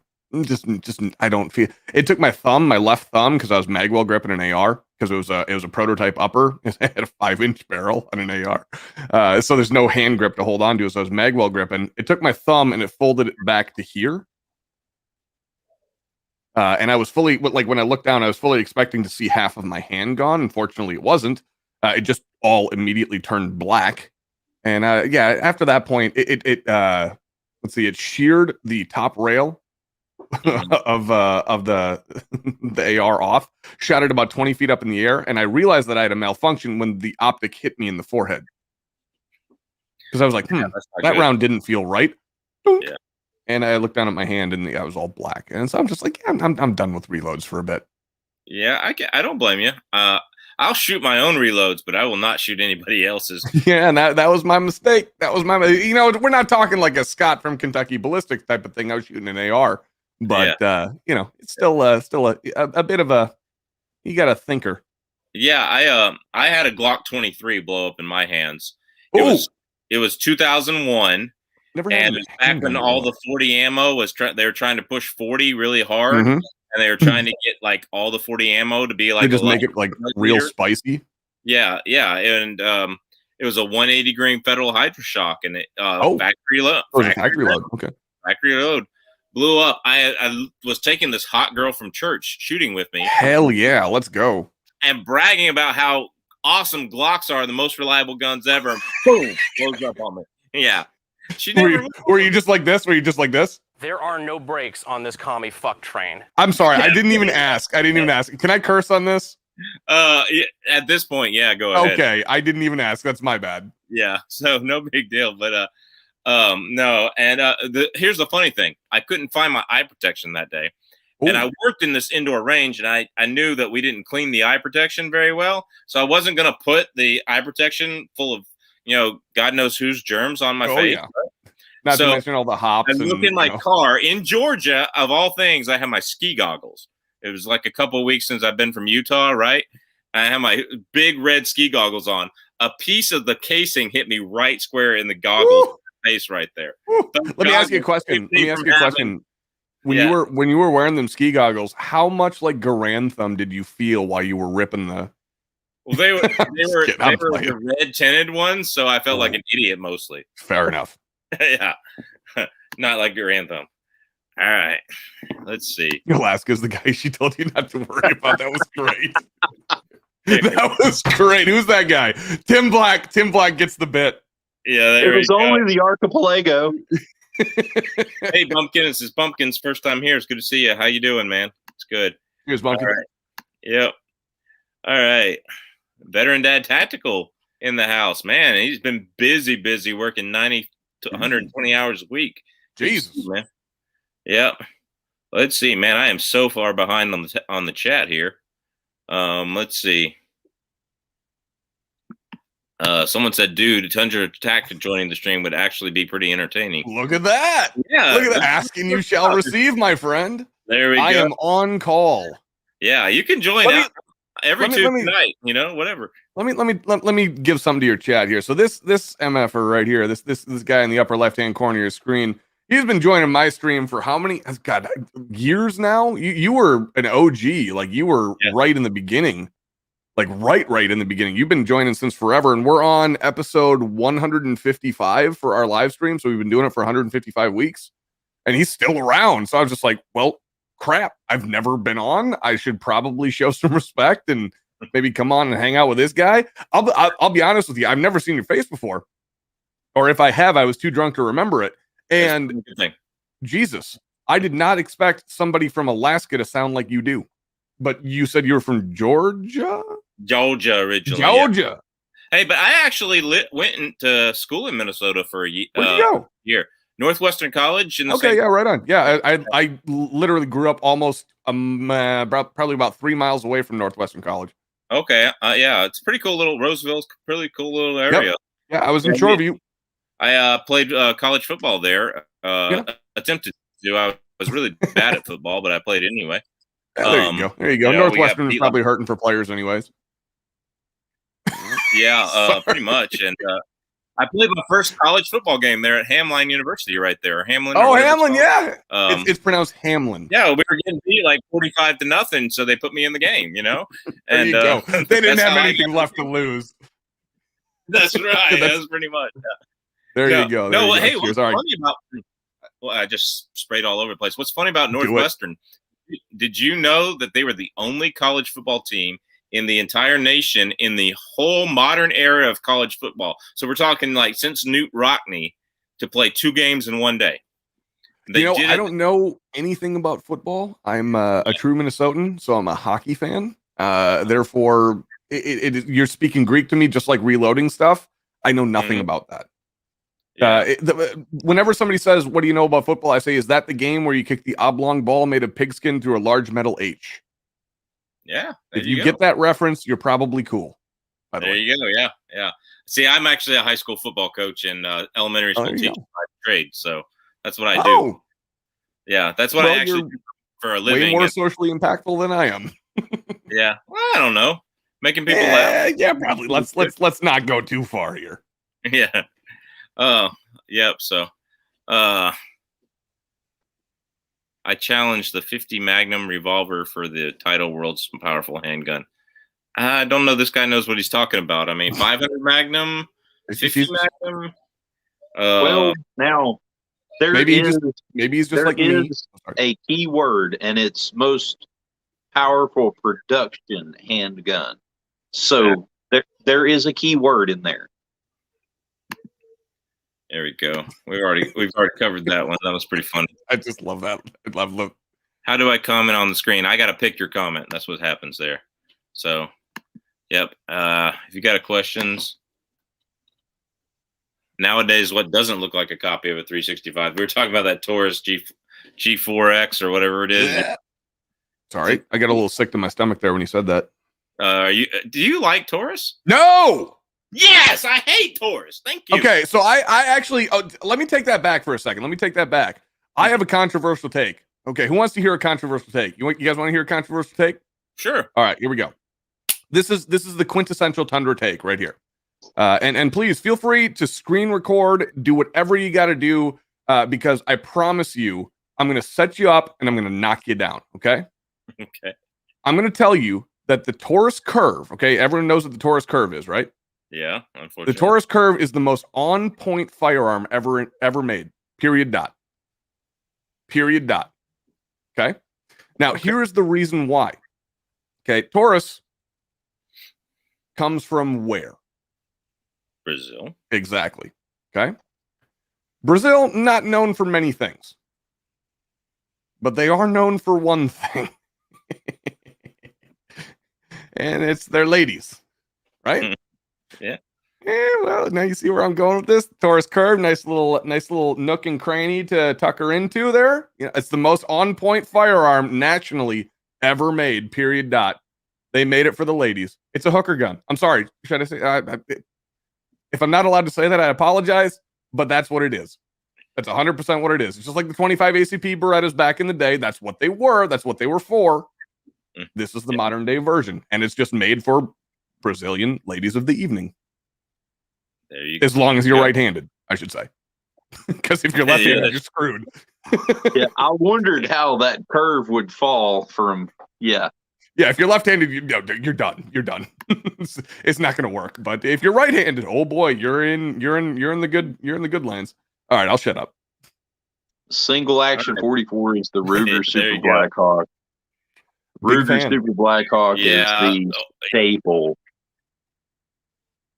If you can afford a Freedom Arms, go, get that. But to be honest with you, if you are in bear protection country where you need 44 Magnum, you don't get a single action. You buy a double action, period. Mm-hmm. And the issue is holsters more than anything. There's not a one-handed operation holster that allows that gun to get out quickly. All the single action holsters are literally open with two hands because you have a loop around the hammer. All right. And it's like, now bear, let me pull the hammer back, it's not good. And the hip holsters are the same way. So it's more of a holster issue than anything. But you can get off three or four shots with the double action revolver. You're lucky to get off one. I did a video. I don't know if Tundra, you saw that video where me and Chook pulled a bear target on a sled for each other, and we drew and had to do that. And I had a single action 44 Magnum revolver at the time. I said in the video, this is the gun that's probably going to get me killed, and it was the only one that by the time the bear got to me, I did not have a kill shot with. Fair enough. So actually, it would have killed the bear. It would have killed the bear. It ate me before. See, we don't have bears like you do. We got itty bitty bears. We got teddy bears up here. We got little black bears. So that's all about I got to worry about. So I can drop those with a 10 mil. Well, if I split the weight. Hey, most people carry 10 mil up here. Most people carry 10 mil up here. My wife has permanently borrowed my Glock 40. So let me ask you a question, because I am not a woodsman. I am not an outdoorsman necessarily. I mean, I can hold my own. I know enough to be dangerous, but I mean, is 10 mil really enough for like big boy stuff? Yeah. So it is. Okay. Yeah. I've always wondered that. Here's my take on it is that, would you hunt deer with a 5.56 if you had to? Absolutely, you would. Right? Yeah. If you had to, right? Where would you put the bullet?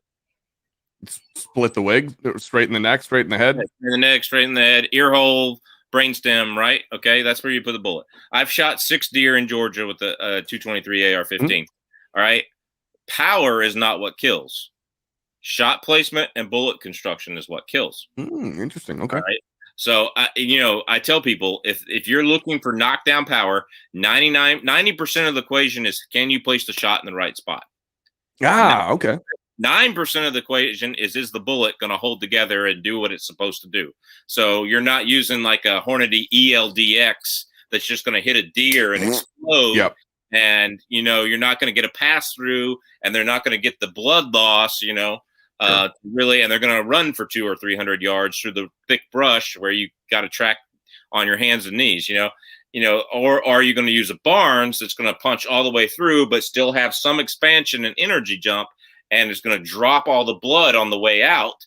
All right. And that deer might run 20 yards in the same spot, shot in the same spot with two different bullets. That's what's going to happen, but if you put the shot placement right here, it doesn't matter what bullet you use. It's dead.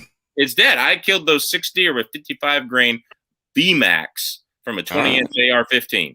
There you go. So what is the 10 mil round of choice when you're out in the bush? Hardcast me's or hardcast 200s. A lot of people because Glock barrels are not great for hardcast.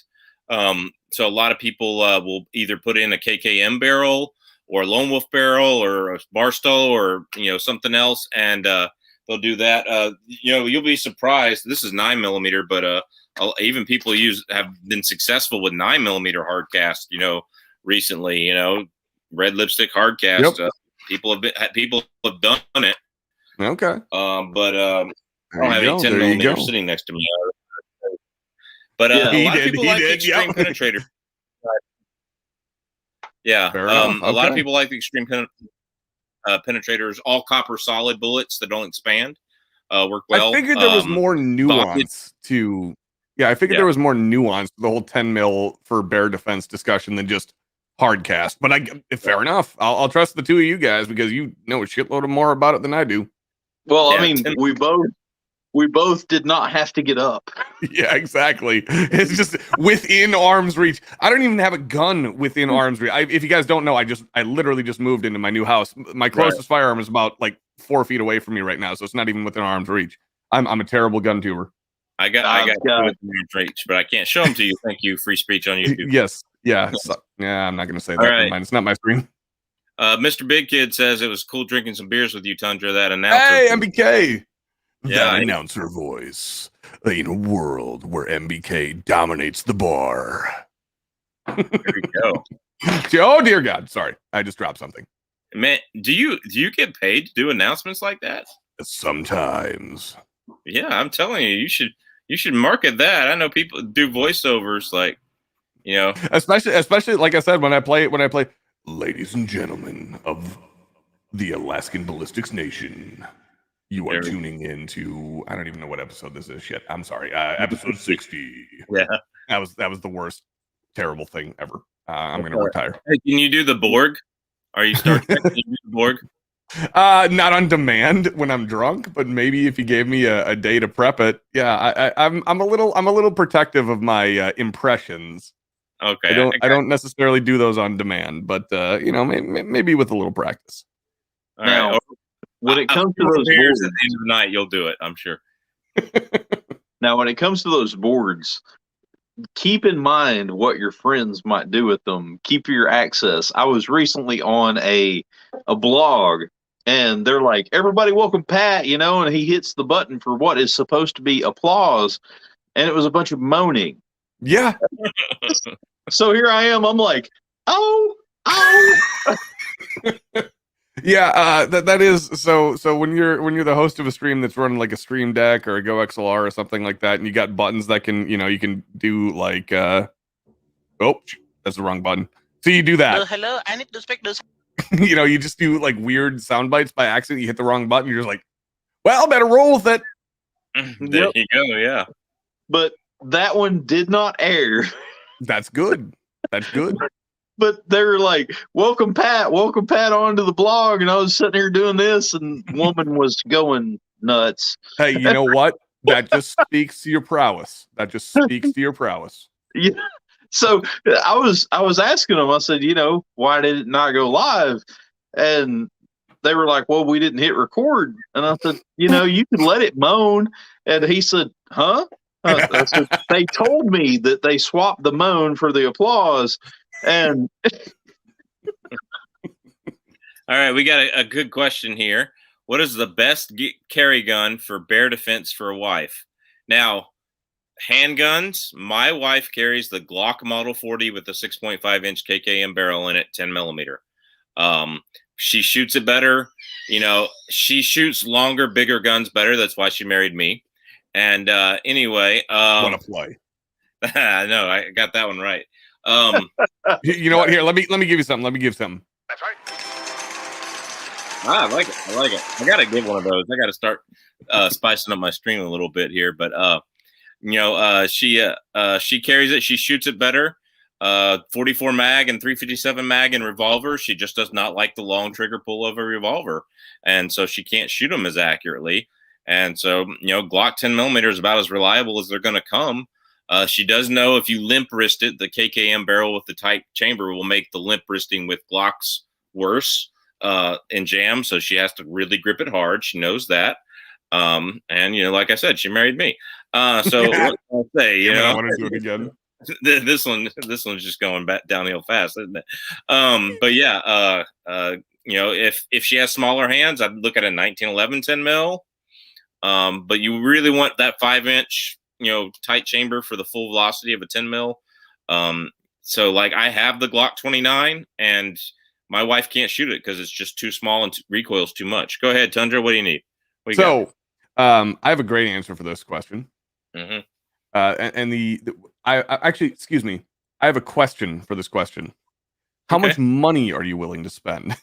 Yeah, I have a great answer for this question. If you're willing to spend a significant amount of cash, and that would be the 7.5 FK, sure, PSD, which I just got my hands on. Well, not just, but about 3 months ago, just got my hands on through my dad. I convinced my dad to buy both a field pistol and the PSD, and we got to take it out shooting. And holy cow, I hate expensive guns, because they never live up to my expectation. And if you guys know anything about me, the only thing I do is make fun of things that don't meet my expectation. That's literally, I built my entire brand on exactly that. That is the one gun, both the PSD and the field pistol, that is the one gun that I was not disappointed in terms of what it can do, the power, the feel, the weight, I mean, the dang gun holds 15 rounds of stuff that simulates AK-47 ballistics out to 100 meters in a handgun. Now I got to shoot that at the same event that you and I went to, BDU.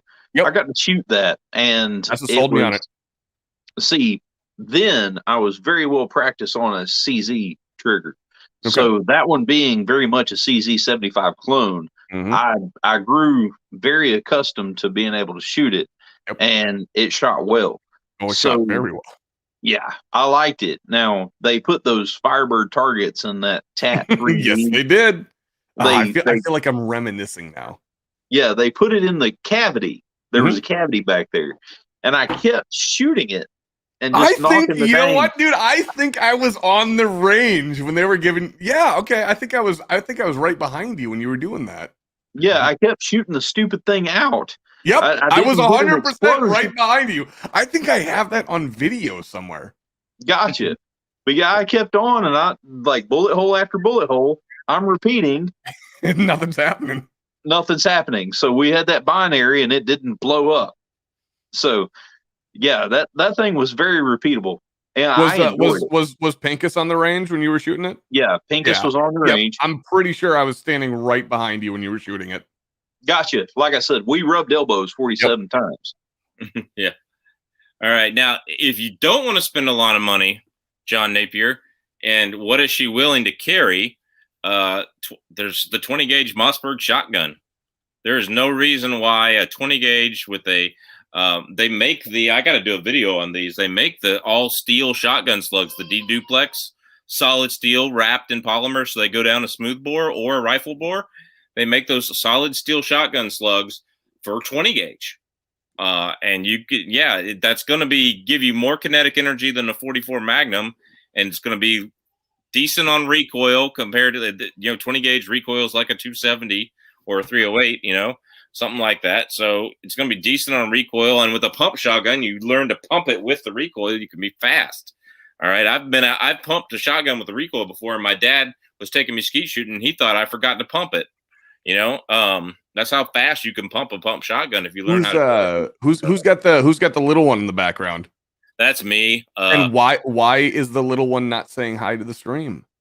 Because he's upstairs with Mama. He's just being really she's that loud. There's a vent above my head that goes. So I'm in the basement, and our whole house is heated by an oil heater basement because we're not on a gas line here.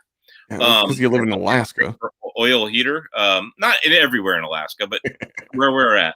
And so, like, the basement gets heated, and it just goes up through the floors. There you go. So it does okay in winter, but we do pay a little bit more in winter. Like $200 will last us all summer. How old's the kiddo? Yeah, he's 1 in about a month. So 1 in about a month. Congrats to you. Mine is 2 in 3 days. Right, y'all give me just a second. I'll be right back. Cheers. Yeah, we'll hold it down. Yeah, don't worry, Pat. All right, let's see if we got some more good questions in here. Let's see. I had to pause for a second. Yeah. I looked up MLM 93 bear attacks, and a study of 93 recorded bear attacks pop up in 2020 showing 44 mag to 28 attacks all successfully stopped. Yeah. There you go. So the fofo gets the job done. See, this is so funny. Like I said, this is the first time I've ever joined finally with you on your stream, and like I'm so out of my depth when it comes to this stuff because I do all the tactical stuff, So I'm not worried about dang bears. I'm worried about some guy breaking into my house, which I'm sure you're worried about too at certain points. But yeah. Like, this is all such a foreign topic to me. So I'm sitting here, I'm reading every question. I'm like, wow, that's amazing. We get into this chat, every chat we get into these questions. And because, Alaskan ballistics, why not? Right. And I tell you what, though, the training you do for tactical stuff, for like tactical, the 3-gun stuff, that is probably better for bear protection than somebody going out and buying a 44 mag and shooting it a few times like they do here. Yeah, that's skill. I can see that. Can we all just take a second to comment on the fact that Pat needs a new chair?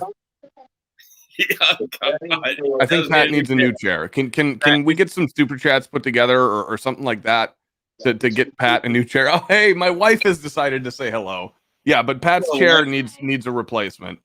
Yeah, let's look at that chair. Yep, that you got to get rid of the comment. There you go. Yeah. Pat needs. Pat, we got to have a talk.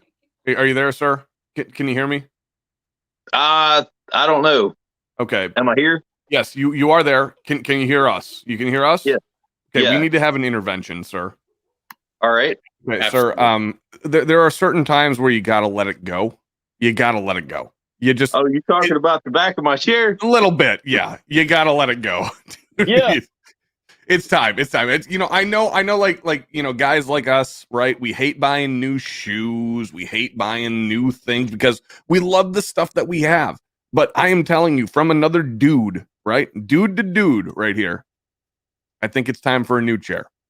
Yeah, probably. Do we need to start a GoFundMe for you or something? No. Okay. I actually have a decent chair in there, but it's not high back. One. Darn it. Yeah, he's when I lay back for the rest. One? Oh, so that's the thing. There's always something about that old piece of equipment that you just love and you can't get rid of. He's saying like lean back. Hey, Yep. I think that chair would look better if he had duct tape on it. Oh, So- it would be better. It would be better. Or more gun stickers to cover up the, Yeah, I have there you go. stickers. I have lots of stickers. The stickers would look like the chair was just blending into the safe in the background. There you go. Yeah. So now, when I exited, did I not exit right? But I like don't literally right, like to the right side. No. Well, I thought I hit Cam and Mike because Oh I no, just no, had it was one- still on. It was 100% still on. It was on the Okay. whole time. Oh yeah, that's Yeah, why no, we're making see- fun of you. Our newest kid just came back from the ER. She dislocated her kneecap. Oh no. So yeah, that's what that was. When I heard her at the door, I was gonna go say hi. Well, now I so- feel bad for making fun of you. Shit. Oh no, you're good. You're good. We took in a local girl. So let me figure out how to get back. Are we in the split thing or are we still live? Oh no, We're we're still 100% live. It's just your face right now. Yeah, Oh, okay. Yeah, Yeah. You're the star of the show. yeah. I got to figure out how do I get back to that? But yeah, we Start clicking took in buttons. a local girl. We took in a new girl and she dislocated her kneecap today. So Oh no. All right. Oh man, my sister did that twice. So all right, Bumpkin says, "Hi, hey, why don't people enjoy the AR-15 and why doesn't anybody tally the AR-10? It's pretty neat. I have an AR-10 and 4 AR-15s. Everybody enjoys shooting the AR-15. I've never met somebody that doesn't enjoy the AR-15. Like literally 0 people. I've taken liberals to go shoot the AR-15 and they enjoy Yeah, that was it. Megan's first machine gun Yeah. that she Sweet. shot. Well, technically not an AR-15, but I say miss- hi. This is my wife. I miss Hello. his better than he deserves. Yeah, you're 100% correct. He says you're better than I deserve. She's laughing. Yeah, of course. That's what I get for being I a. even shot a machine gun, which is totally awesome. Yes, you've shot quite a few of them nowadays. Anywho, you were saying. Yeah. I was just like saying, I don't know anybody who doesn't enjoy the AR-15 I or can't AR-10. imagine how you wouldn't. Yeah. And now the AR-10 is better in my opinion, but it is what it is. They're heavier. Mine's Wrong. Sorry. Sorry. I'm sorry. I had to do it. Yeah, I don't blame you there. it weighs as much as 10 boxes. There you go. Oh. Teddy FK. two guns. The FK is one of the few guns that you've actually got me excited for over the last. Oh, I'm telling you. Let me tell you a story. If I'm reading this right, instead of the censored version, but I'm assuming it meaning the FK, the Bruno. Yes. When I've just one of the best. Well, it's the best story to me. Last in Ballistics, you said you worked at a range. Oh yeah. Okay, so you always if you've worked at a range, you've always run into this guy, right? Who comes out with the primo gun, right? And the only reason he has that primo gun is to literally just flex on the two lanes to the left or to the right of him. He has no idea how to shoot it. He has no idea what he's doing with it. He just has a lot of money, and he's so. I worked at a very we'll call it a quote unquote classy range. It's actually a very classy range called Stock and Barrel here in Chanhassen, Minnesota. And this guy comes out with a CZ Parrot. This is past when I was working there, but he comes out with a CZ Parrot, $3,500 gun, handgun. And he's literally doing it just to flex. He's probably 65, 70 years old. He's shooting it off of a bench rest, and he's taking a shot about every minute, and he's looking around to see what people are saying about his gun, and no one's paying attention. So he's like, all right, I'm going to do this. And he stands up and he starts ripping rounds, puts a few of them into the ceiling, that type of stuff. Fun. I gotta plug my computer in. Keep going. Sure.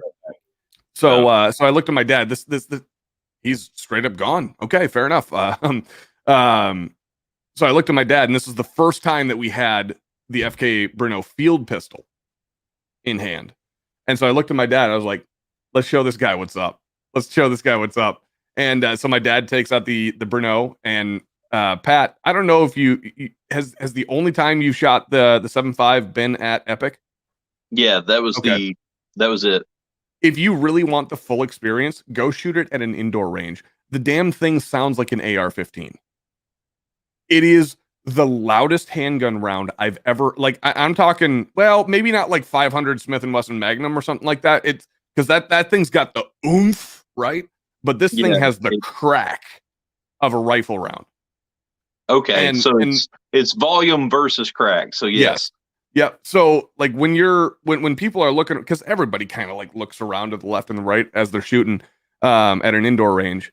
And so when you hear that crack and you don't see a rifle, you're kind of just like, wait, what?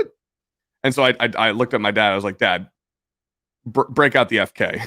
let's show this guy what's up. And he shot it. The guy stopped shooting. He put his pistol in it. And he came over and he talked to us. I was like, so how does it? I literally like told him to his face. I was like, how does it feel to flex on nerds and feel like you and find out you don't have the most expensive gun on the range? I had to put him in his place. I had to do it. I had to be a dick and put him in his place because he was I don't know. He was just being a loser. There we go. Shout out to Oder here. Oder watches every week and always lets us know when he has to go to bed. Cool guy, yeah. Now, hey, Oder, that there's a lot of people there from Minnesota, from like Iceland and Sweden and all that kind of those. Yeah. Lot heavy Norwegian population, specific Norwegian and Swedish, big time heavy. There you go. And we have a lot of on our Twitch channel, believe it or not, we have a lot of Icelandic and actually like a ridiculous amount. Got a pretty good gun laws for hunting type guns. Now assault and assault weapons. I hate that term. Gosh, I know, quote unquote. Freedom defense rifles, and that's what we're calling them from now on. Freedom defense rifles. I'm coining that term right now. FDRs. Yes, that's very right. patriotic term. Yes, I like it. All right, you like it? Hey, you can use that. Give me credit. All right. So anyway, just kidding. Well, you can use it, whatever. Yeah, freedom defense rifles, handguns. But Iceland actually has pretty decent hunting gun laws, if I'm mistaken. So you'll find a lot of stuff on there. Somebody saying, "Hey, Mrs. Tundra." Oh no, Mrs. Excuse me. Well, I'll still wave. I'll wave on her behalf. Yeah. Well, I'm that far behind in the chat. When pheasant season and rabbit season is coming up, I go trap shooting before him. Not enough people practice before their shots to have matter. Yeah, every year I try to shoot it at 300 and 400 yards for caribou before caribou season several times. So I didn't last year, but I still knocked mine down at 288 yards. So not bad. I've not hunted since I was 16 years old. Oh yeah. Well, when are you coming up here to hunt in the real tundra? I mean, this is a real thing. This is actually a real thing, like an actual real thing. We literally just bought a house, so I can't do a damn thing for the near future. But if that offer stays on the table, 100% I'm in. I've always I'm not a hunter 100%, but I like long range shooting and I like stuff that goes boom big time. There you go. So I feel like Alaska is probably the place to be for a combination of those two things. And then maybe if there's hunting mixed in with that, I'm totally fine. If you want to show me where to go do that and possibly be standing next to me when I do that, I'm 100% cool with this. Cool. Yeah, now it's cheaper to come up here and go fishing if you want to go salmon fishing and have the bears chase you. I'm just saying. Great. That's a combo. That's a combo right there. I like this is why you tune in. This is why you tune in right here. Yeah, combo a lot advice. Cheaper fishing than hunting. And claim self-defense. Yeah, there you go. Yeah. No, that they investigate those. Like you would get in more trouble for shooting a bear here than shooting a human. I actually have a great story on that when you have some time for it. All right, go ahead, man. So I was living in Utah for a good bit of time. And later, Bumpkin. Bye-bye. I was living in Utah for a good period of time up in the Wasatch Range outside of Ogden. I was stationed at Hill Air Force Base for a bit of my life. Okay. And right outside of Hill Air Force Base, there was an apartment complex that I lived at, and it had two trailheads up into it would be the east side, I believe, of the Wasatch Range. Actually, I don't even know. But anywho, that I would go hiking in a lot. And we go up there. I had my dog with me. And normally when I have my dog with me, she's just off running all over the place, doing her thing. I don't see her for 20 minutes. She comes back to check in and she's off for another 20 minutes. Same thing, cycle over and over. And this time she wouldn't leave my side. So I'm like, okay, something's a little goofy, right? Something's a little goofy. And she's snarling and growling as we get up above the tree line or close to above the tree line. And I come around a corner. I literally had 2 mountain lions jump. I shot both of them. Well, I closed my eyes and I pulled the trigger. And actually, my dog, 40-pound lab greyhound mix, met one of them mid-air and stopped it. And then I shot it and afterwards. And then the other one, if my drunk recollection allows me to remember this properly, I just closed my eyes and pulled the trigger till the gun went click. And I split the wig of the other one. I called the game warden and said, this is what happened. And he came up and he arrested me. He said, you were poaching. I was like, sir, could you review what I told you? I was like, why in the Lord of hell would I be poaching when I was shooting, admittedly, the worst handgun in the world, the 45 XD? Why would I be poaching with that gun? Like, I'm sorry. This story always makes me angry when I tell this back, but it's like, if you're shooting a predatory animal, with a 45 from about, I don't know, 10 feet, and you're, closing your eyes to pull the trigger, you're not poaching.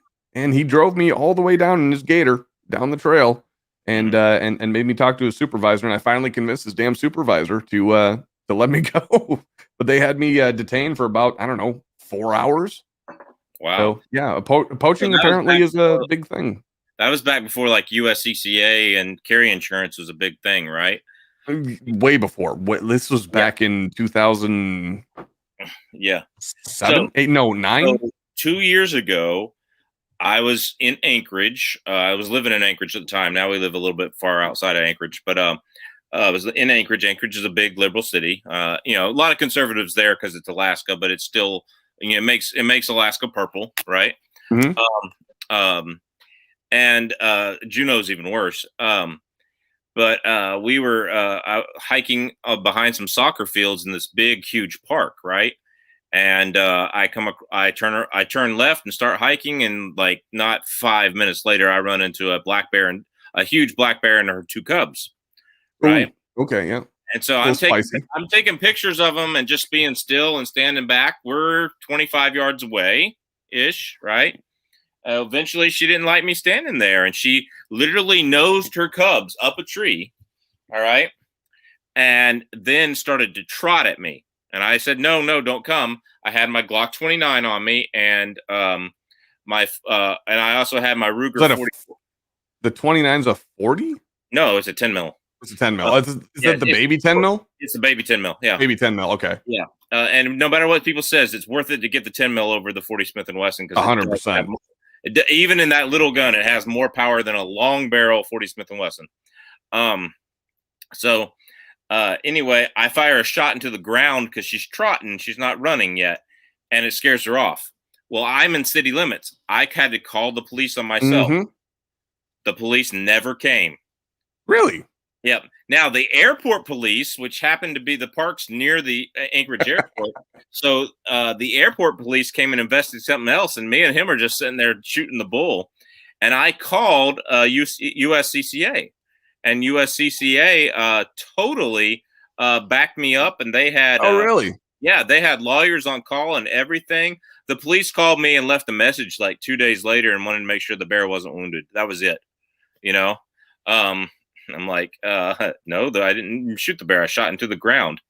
The shot was so concealed by the hills and the mountains. The people on the soccer fields on the other side of the mountain didn't even hear it. Yeah, I guess it's a short barrel pistol round, so it's not going to make too much of a noise. But pointed straight at the ground, and a hiker, came up on me about 10 minutes later.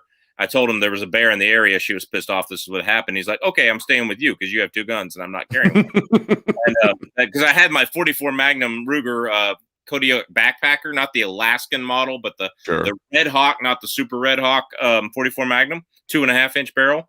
I got rid of that thing. That thing will not stabilize heavy bullets. But I had that. I put the 10 mil away and had that in my hand at the time. So that's what I have. Yeah. It's I had to call the police and everything, and so we walked out of there and we were fine. And Yeah, they detained me for like straight 4 hours. Yeah.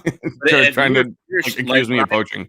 When I called USCCA to get a membership, I asked them if wildlife defense was something they covered, and they said absolutely yes. We've Really? had several Man, cases. I could have used that back then. Yes, you could have. So just so you know, if you're ever in that situation again, if you have USCCA or US, I'm sure the others. I actually do have USCCA, so yes. Yeah, I'm sure the others would do it. But I'm sure the others would do it too. But that's that. This guy knows me. This guy knows me. Whoever's saying this guy knows me. 7.62 by. This guy knows me. I like this guy, Angelo. You're a legend. Yeah. Why the 500 Smith & Wesson? Personally, I don't think you need one. I think you're better off with something you can shoot Kentucky easier. Ballistics disapproves. But yeah, whatever. So, It's just fun. It's just fun. It is. Yeah, that's all you need it for, right? Let's see.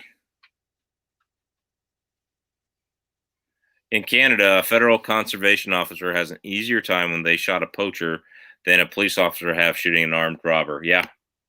There you go. That I honestly don't see being that big of a deal. Yeah. Neither one of them should be a big deal, but yeah. Poaching fucking freaking sucks. Well, hey, if you've got to live to survive, there are people that they poach to survive. I mean, yeah, sure. That's one thing. I was just in what was it? April, March. I went through the north part of Georgia on my way to Lawrence, South Carolina for the gathering. And as I came around the corner, there was this little Cavalier. All the windows were knocked out of it, covered with plastic garbage bags. And Ooh. I said, oh, there's a deer. He must have hit that one. And as I come by, my Dodge sits up really high. As I came by, I said, oh, no, he was double lunged. Like, there is no freaking hunting season in Georgia for whitetail, and that deer was double lunged on the back of a black Cavalier with garbage bag covered in the windows. So, oh boy, yeah, purely poached whitetail. Mm-hmm. Okay, JJ Griffin wants to know, what is the beverage of choice tonight? Well, I gotta embarrass myself a little bit. It's just Doers tonight. Nothing too terribly special. I got all the single malts in the other room. If you guys don't know, I'm a Scotch guy. I drink Scotch almost exclusively and only straight. I've got you a funny story about Doers. All right, tell me the story. There's this guy that I worked with, Mikey B. He was a pure, pardon my language, he was a dick. Okay, so we went to this company benefit, and they told us up front, they said it's an open bar. So Mikey, I didn't like him. I called him Mikey B because he couldn't stand it.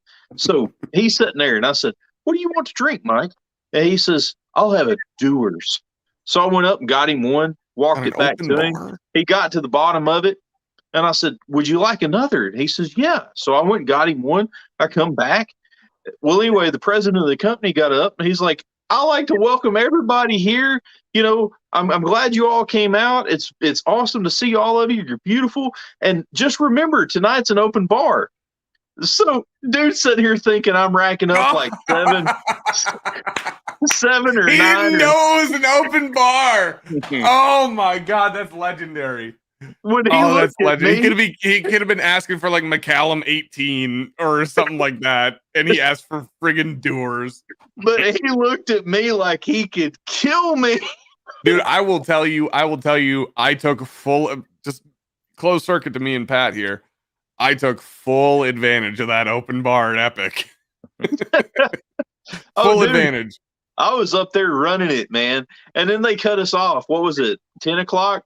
Oh, it was later than that on the first, I guess the main night. No, I was drinking with Pincus until probably 2 a.m.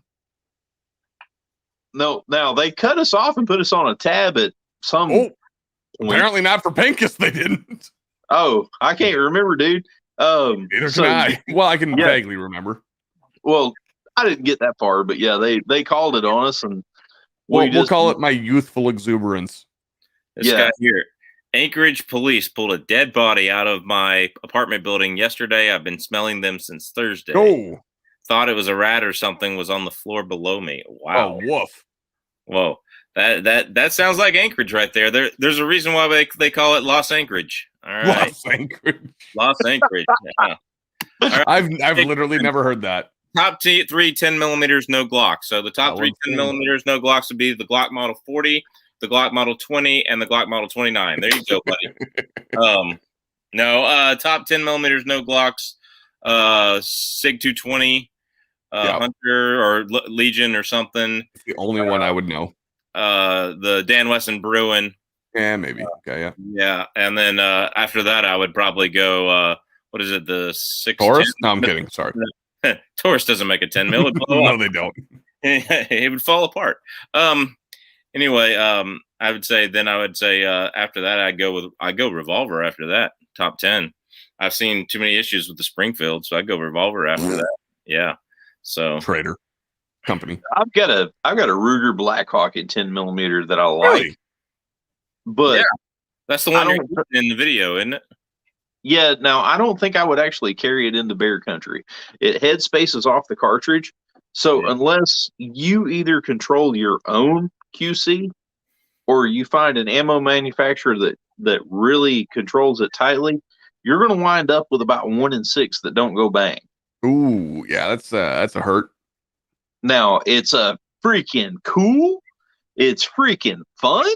Mm-hmm. But 1 in 6 don't make me. It's not confidence inspiring. Yeah. And just so you know where I was referencing, every time I make a music video, Pat is eating a 10 millimeter or a box of ammo or something like that. Yeah.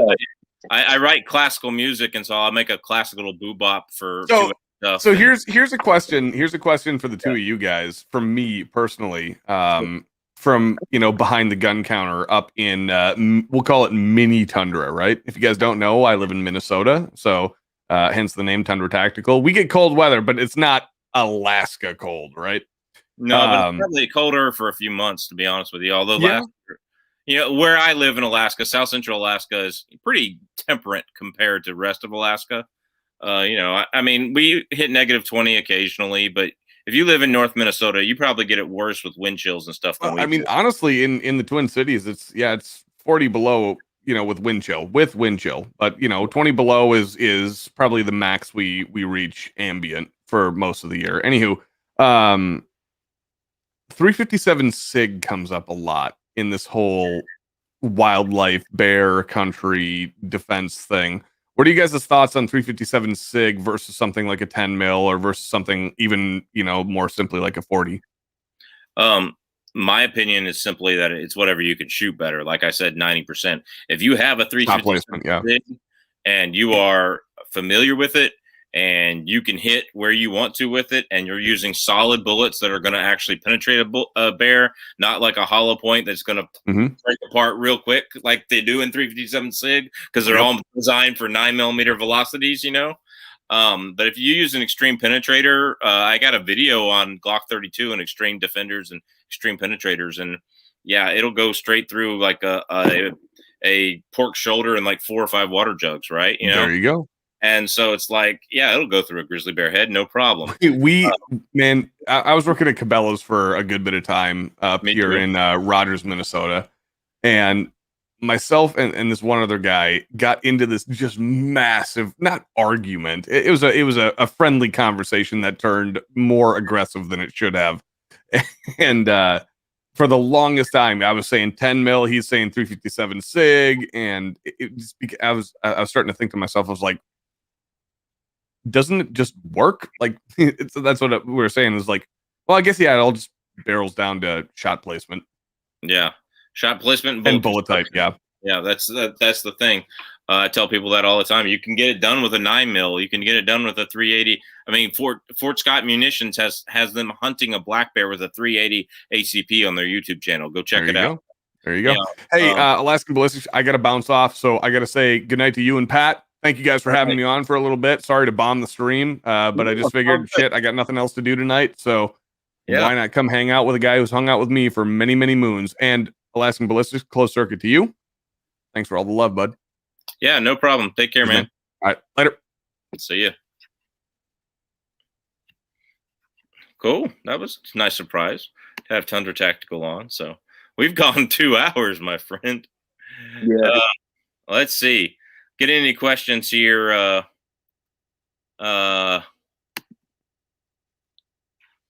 Yeah, there we go. P226 and 357 is awesome. There you go. 40 sucks. Yeah, I mean, I don't want to be hit with it. That's for sure. I like good brands for cold winter clothes. LL Bean, Columbia. I have a Columbia jacket. It works well. I need to pull this one. I had this whole complete surprise. I need to get the brand name. It came out of nowhere, less than $100 in Montana. I sweat myself to death in this thing. It was a Vietnamese brand. It freaking worked. There you go. Well, that screaming baby that we all heard is probably ready to see his daddy before bedtime. So I got to get out of here. So what's coming up on your channel? Well, I just dropped that SME video. Then I shot a 44 inside the house. I'm fighting with YouTube about monetization, which it's not really the money, it's reach. So I did the whole 44 inside the house, and I had fun with that one. And I've got some other junk. Just going to throw some stuff out there. Yeah, just throwing stuff against the wall and see if it sticks. There you go. All right, awesome stream, fellas. Yeah, we actually had a lot of people in here tonight, 50-something viewers, almost 60 sometimes. That's pretty good for us. So, yeah, make sure you check out Pat's channel and Tundra Tactical and everybody else. And Mr. Big Kid's in here. And you check out Hoosier Archers in here. And we got a bunch of people in the chat. You know, the Gun Snob was in here earlier. And Double B's in here, and we got a bunch of people. Take Two Guns, Fun with Guns, lot of small channels and big channels in here. Cherry City Guns and Ammo. Sorry, I didn't see you there. But yeah, Whammy Gunslingers in here. So yeah, I've got a lot of people in here. Make sure you go check all them out. Veteran Dad Tactical, Harvesting Southeast AK, all sorts of people. So yeah, make sure you check them out. And you know, 67 Rebel SST AMC. Check them all out. God bless, guys. You know, take care. Pat, anything? Last words of wisdom? I love you. I love you too, in an appropriate manner, in a Christian brother way. Not weird. Raymond. No, that's just the whole ARPCOM finisher, man. There you go. Night from Chickaloon. How was the earthquake there, Raymond? Are you all right? Y'all had an earthquake there, 6-something a few weeks ago, wasn't it, in Chickaloon?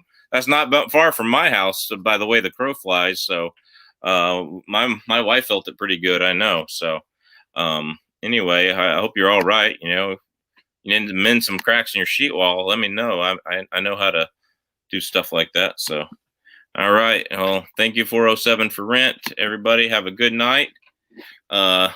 Shoot straight and send me your 40s. There you go. If you don't want your 40s, if 40 sucks so bad, you can send them to 67 Rebel SST AMC. God bless. Take care. We will see you at the range. New video every Wednesday.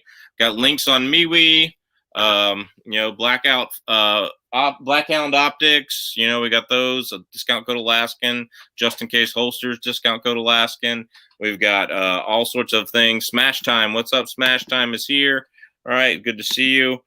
We got discount code Alaskan for Blackbeard fire starters. All right, so make sure everybody checks it out. One of my mods will usually link the channels for me afterwards. There, 407 for rent, but we'll do. All right, good stuff, everybody. God bless. Take care. We will see you at the range.